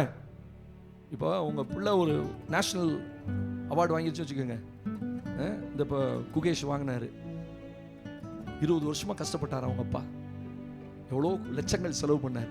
எத்தனையோ நாடுகள். அவங்க சொல்லும் போது ரொம்ப கஷ்டமா இருக்கு. ஒரு மனிதனுடைய சக்சஸ்க்கு பின்னாடி ஒரு மனிதனுடைய சக்சஸ்க்கு பின்னாடி எவ்வளோ வழி இருக்குது. இந்த ஊழியம் இவ்வளோ பெருசா நிற்குதுன்னா எங்களுக்கு பின்னாடி ஒரு வழி இருக்கு. அதெல்லாம் நாங்கள் கடந்து வந்துடுவோம். அது யாருக்கும் தெரியாது இல்லை. இன்னைக்கு நிற்கிறது மட்டும்தான் தெரியும். ஆனால் எத்தனை முறை தடுக்கி விழுந்தோம், எத்தனை முறை விழுந்தோம், எத்தனை முறை காயப்பட்டோம், எத்தனை முறை அவமானப்பட்டோம், அது அவருக்கு மட்டும்தான் தெரியும். அவர் கணக்கில் இருக்கு. அவர் சொல்றாரு, ஏர்போர்ட்டில் போய் படுத்து கிடப்போம், காசு இருக்காது. இத்தனைக்கு அவர் டாக்டர். தான் பையனுக்காக எல்லாத்தையும் விட்டு கொடுத்து ப்ரொஃபஷனே விட்டு கொடுத்து வந்தாராம். அவர் காது மூக்கு தொண்டை அறுவை சிகிச்சை நிபுணர். அவ்வளோ பெரிய ப்ரொஃபஷனை விட்டுட்டு தன் பிள்ளைக்காக சாக்ரிஃபைஸ் பண்ணி நாடு நாடா எங்க நடக்குதோ கூட்டு போவாராம். கூட்டு போயிட்டு ஹோட்டலில் தங்க காசு இருக்காதான். ஏர்போர்ட்லேயே 3 நாள் படுத்து கிடப்பாங்களாம். அப்படிலாம் வந்த பிறகு தான் பையன் வேர்ல்ட் சாம்பியன் அப்படின்னு வந்தோன்னே அந்த தகப்பனுக்கு எவ்வளோ பெருமை இல்லை. அவரால் நிற்க முடியல. வெளியில இப்படி குட்டி போட்ட பூனை மாதிரி இப்படி சுத்திட்டே இருக்கிறாரு. பையன் ஜெயிச்சான்னு அந்த செல்போன்ல பார்த்தோன்னே அங்க இருக்கிற அத்தனை பேரும் வந்து கட்டி பிடிச்சிட்டாங்க. இன்னைக்கு குகேஷ் யாருக்குமே தெரியாது, அவங்க அப்பா யாருக்குமே தெரியாது, அம்மா யாருன்னே தெரியாது. இன்னைக்கு ஒரு மனுஷனுடைய சக்சஸ்னால இந்த முழு குடும்பமும் இன்னைக்கு இன்னமேட்டு அவருக்கு இருக்கிற நிலைமையே வேற. அப்ப இயேசு மரியாதைக்குள்ள வந்த பிறகு யாருக்குமே தெரியாது இவ்வளவு பெரிய ரட்சகர் வைத்து வந்து பிறக்க போறான்னு. ஆனா மரியாதைக்கு நல்லா தெரியும். நல்லா சொல்றேன், உலகத்துக்கு உங்களுக்குள்ள இருக்கிற இயேசுவை தெரியாது. ஆனா உங்களுக்குள்ள இருக்கிற இயேசுவை தெரியணும். கையை தட்டி ஆண்டவருக்கு மகிமை செலுத்துங்க பாப்போம். ஆமென். ஆண்டவருக்கு மகிமை. glory. ஸ்தோத்திரப்பா. உலகத்துக்கு தெரியாது உங்களுக்குள்ள இருக்கிற இயேசு எப்படிப்பட்டவர். இன்னைக்கு அவங்களுக்குலாம் தெரிஞ்சது ஒன்னே ஒண்ணுதான். கிறிஸ்தவர்கள் இன்னைக்கு எல்லாரும் சர்ச்சுக்கு போவாங்க, ஒரு பிரியாணி சாப்பிடுவாங்க, முடிஞ்சு போச்சுப்பா. சென்னையில் போராட்டத்தில் உட்கார்ந்து இருக்கிறாங்க கிறிஸ்தவர்கள் ஒரு 5000 பேர். ஒரு பெரிய போலீஸ் ஆஃபீஸர் சொல்றாரு, குச்சி எடுத்து 4 பேரை தட்டினா ஓடி போயிடுவாங்க, இவனுங்களாம் நிற்க மாட்டானுங்க, நம்மளை பற்றி எவ்வளோ நல்லா புரிஞ்சிருக்காரு பற்றிங்களா இல்லை. அது சொன்னோன்னே அங்கே இருக்கிற 5000 பேரும் செத்தாலும் பரவாயில்ல உட்காந்துட்டாங்க. சில நேரத்தில் உலகத்துக்கு நமக்குள்ள இருக்க இயேசுவை தெரியாது. ஆனால் அவனுக்கு தெரியலனாலும் பரவாயில்ல, உங்களுக்குள்ள இருக்கிற இயேசுவை தெரியணும். அவர் எவ்வளவு பெரியவர், எவ்வளவு பெரிய தேவன். அந்த திட்டத்தை மரியாள் புரிந்து கொண்ட பிறகுதான், ஓ இவ்வளோ பெரிய பாக்கியமா, இவ்வளோ பெரிய ஸ்லாக்கியமா அப்படின்னு ஏற்றுக்கொண்டு சொல்றா. அதுக்கு என்ன ஒரு காரணம் தெரியுமா? இந்த அடிமையின் தாழ்மையை நோக்கி பார்த்தா. எனக்குள்ள ஒரு தாழ்மை இருந்துச்சு பத்தியா. ஆண்டவர் யாருக்குள்ள தெரியுமா பிறப்பார்? பெருமை உள்ளவன்ட்டல்ல, தாழ்மை உள்ளவனை தான் கத்தர் பார்ப்பார். ஆமென். கத்தர் உயர்ந்தவராயிருந்தும் தாழ்மை உள்ளவனை நோக்கிப்பார். தாழ்மையா பேசுங்க, தாழ்மையா நடங்க. கத்தர் என்ன கொடுத்தாலும் பெருமை பாராட்டாதீங்க. கத்தருக்கு ஸ்தோத்திரம். அந்த அவர் நரிக்குறவர்கள்லாம் வாழ்றதை பார்த்துட்டு நான் என்னோட கம்பேர் பண்ணி, ஆண்டவரை என்னை எவ்வளவு நல்லா வச்சிருக்கீங்க, பெருமை பாராட்டலப்பா, இதெல்லாம் நீங்க கொடுத்தது. என்னைக்கு நீங்க கொடுத்ததுன்னு சொல்றீங்களோ கத்தர் கொடுத்துக்கிட்டே இருப்பார். ஆமென். வாங்கின 2 ஆசீர்வாதத்தை வச்சுட்டு பத்தியா அப்புறம் அவ்வளவுதான் தோத்திரம். ஏன்னா நம்ம நிலைமை போய் இப்போ கையேந்திர நிலைமை ஆயிடுச்சு. கலைஞர் உயிரோடு இருந்தபோது முடிச்சிடறேன், அவர்கிட்ட போய் அவரை கிறிஸ்மஸ் விழாவுக்கு கூப்பிட்டு கிறிஸ்மஸ் விழாவில் உட்கார வச்சு அவர் நல்ல பாட்டுக்கிட்டெல்லாம் பாடி முடிச்சோன்னே ஒரு பெரிய லிஸ்ட்டாக கொண்டு போய் கலைஞர்கிட்ட கொடுத்தாங்களாம். கலைஞர் கருணாநிதிட்ட. உடனே அவர் என்ன சொன்னார்? நான் இதுவரைக்கும் கிறிஸ்மஸ் தாத்தாவை பார்த்திருக்கிறேன், ஆனால் இப்போதுதான் கிறிஸ்தவர்கள் தாத்தா என்று சொல்றதை பார்க்கிறேன். ஐயோ, நான் என்ன சொல்றேனே தெரியலையே. கிறிஸ்மஸ் தாத்தாவை பார்த்திருக்கிறாரா, ஆனா இப்பதான் முறை கிறிஸ்தவங்க தாத்தான்னு சொல்றாங்களா. எனக்கு தா அதத்தா இதத்தா, எனக்கு இந்த இதத்தா, இந்த இடத்த கொடு, அந்த இடத்த கொடு. கிறிஸ்தவங்களுக்கு ஏதாவது செய். நமக்கு எல்லாமே பரத்திலிருந்து தான் கொடுக்கப்படணும். எந்த மனுஷனும் எந்த அரசாங்கமும் நிச்சயமா கொடுக்கவே முடியாது. உங்களுக்கு எனக்கு கொடுக்கிற கர்த்தர். ஹல்லேலூயா. அடிமையின் தாழ்மை. கிறிஸ்தவ வாழ்க்கையில எதையுமே பெருமையா சொல்லிடாதீங்க. என் பிள்ளை எப்படி படிச்சிருக்கா பத்தியா சொல்லிடாதீங்க. அது மக்கா போயிடும், வேலையே கிடைக்காம போயிடும். நீ சொல்லுங்க, அதை படிக்க கிருபை கொடுத்தீங்க ஆண்டவரே, வீட்டை கொடுத்தவங்கலாம் என் வீடை எப்படி கட்டிங்க பத்தியா, என் திறமை என்ன பத்தியா, நேரம் அடுத்த இடி உங்க வீட்டு மேல தான் விடுவோம். ஸ்தோத்திரம். அல்லேலூயா. ஆமா, பெருமை பாருங்க, கர்த்தர் உருவிடுவார், எல்லாத்தையும் எடுத்து விட்டுருவாரு. ஸ்தோத்திரம். இப்ப அழகா மயிலுக்கு ரெக்க இருக்க மாதிரி ஜோடிச்சு ஜோடிச்சு உங்களை அழகு பார்த்து வச்சிருக்கிறார். நீங்க என்ன சொல்லணும்? இதெல்லாம் மகிமையும் அவருடையது. என் மகிமையை குறைவில்லாமல் உன்மேல் வைத்தேன் ஆண்டவர் சொல்றாரு. உன் மேல வச்சது என் மகிமை, என்னால உனக்கு இந்த ஆசீர்வாதம். எத்தனை பேர் சொல்ல முடியும்? எனக்கு நான் இன்னைக்கு இருக்கிற ஆசீர்வாதம் அது கர்த்தர் கொடுத்த ஆசீர்வாதம். அல்லேலூயா. கடைசியா ஒண்ணே ஒண்ணு, தாழ்மை. அதனால் இயேசு பிறந்தார். ஹல்லேலூயா. யோவானின் சுவிசேஷம் 19ஆம் அதிகாரம் வாசித்து முடிச்சலாம். இது ஒண்ணுதான். லூக்கால இருந்து வெளியே போறோம். 19ஆம் அதிகாரம் 25ஆம் வசனத்தை வாசித்து நாம் முடிக்கலாம். யோவான் 19:25. இயேசுவின் சிலுவையின் அருகே, இயேசுவின் சிலுவையின் அருகே அவருடைய தாயும் அவருடைய தாயின் சகோதரி, அவருடைய தாயின் சகோதரி கிளையோப்பா மரியாளும் மகதலேனா மரியாளும் நின்று கொண்டிருந்தார்கள். ஆமென் சொல்லுங்க. அல்லேலூயா. ஆமா, நல்லா கவனிச்சீங்களா? தாய் மட்டும் தான் இப்ப சிலுவை பக்கத்துல நிக்கிறா. தகப்பன் இல்ல, யோசேப்பு இல்ல, மரிச்சிட்டார். ஏன்னா தகப்பன் இருந்தா கண்டிப்பா அங்க நின்றுக்க முடியும். மேல் வீட்டறையில மரியாள் உட்கார்ந்து இருந்த போது அங்கேயும் யோசேப்பு இல்ல. கிட்டத்தட்ட அந்த 33 ஆண்டுகளுக்குள்ள யோசேப்பு மரித்து போய்விட்டார். ஸ்தோத்திரம். இதை கொஞ்சம் நிறைய சயின்டிபிக்ல பேச முடியும், டைம் இல்ல. அப்ப நல்லா கவனிங்க, இந்த சிலுவையின் அருகே கடைசி வரைக்கும் யாருமே இல்ல, ஆனா மரியாள் மட்டும் நின்று கொண்டிருந்தாள். மரியாள்கிட்ட ஆண்டவர் வந்து காரணம் தெரியுமா? இவ கடைசி வரைக்கும் தன்னோட இருப்பான்னு தெரியும். சொல்லுங்க ஆமேன்னு.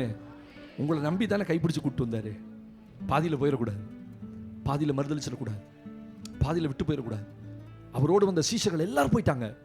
அவரோட அவர் கொடுத்த சாப்பாடை சாப்பிட்டு அத்தனை ஆயிரங்களும் போயிடுச்சு, எல்லாரும் போயிட்டாங்க. அதுதான் சொல்லுவாங்க, என்ன இருந்தாலும் உறவுகள் தாங்க. அடிச்சாலும் முடிச்சாலும் யார் இருப்பா? கூட உறவுகள் இருப்பாங்க. கடைசியில் யார் நின்னது? மரியாளுடைய சகோதரி கிளையோப்பா மரியாளும் அவருடைய உறவுகள் தான் நின்று கொடுத்தாங்க. ஆனா மரியாள் இயேசுவின் சிலுவை அருகே நின்று கொண்டிருந்தார். அவருக்கு ஆண்டவருக்கு தெரியும், இயேசுவின் தாயாகிய மரியாளுக்குள்ள இயேசு பிறந்ததுக்கு 7வது காரணம், அவர் கடைசி வரைக்கும் யார் என் கூட இருந்தாலும் இல்லைனாலும் மரியாள் இருப்பான்னு தெரியும். விடவே மாட்டான்னு தெரியும், வெறுக்க மாட்டான்னு தெரியும், கைவிட மாட்டான்னு தெரியும். என்னோடு என் நிலைமை எந்த சூழ்நிலையில் இருந்தாலும் என்னை விட்டுட்டு போக மாட்டாங்கன்னு தெரியும். நீங்க எந்த சூழ்நிலை இருந்தாலும் ஆண்டவரை விட்டுறக்கூடாது. ஆமென். அவருடைய உள்ளத்துல தான் இயேசு பிறப்பார். எழுந்து நிற்போமா?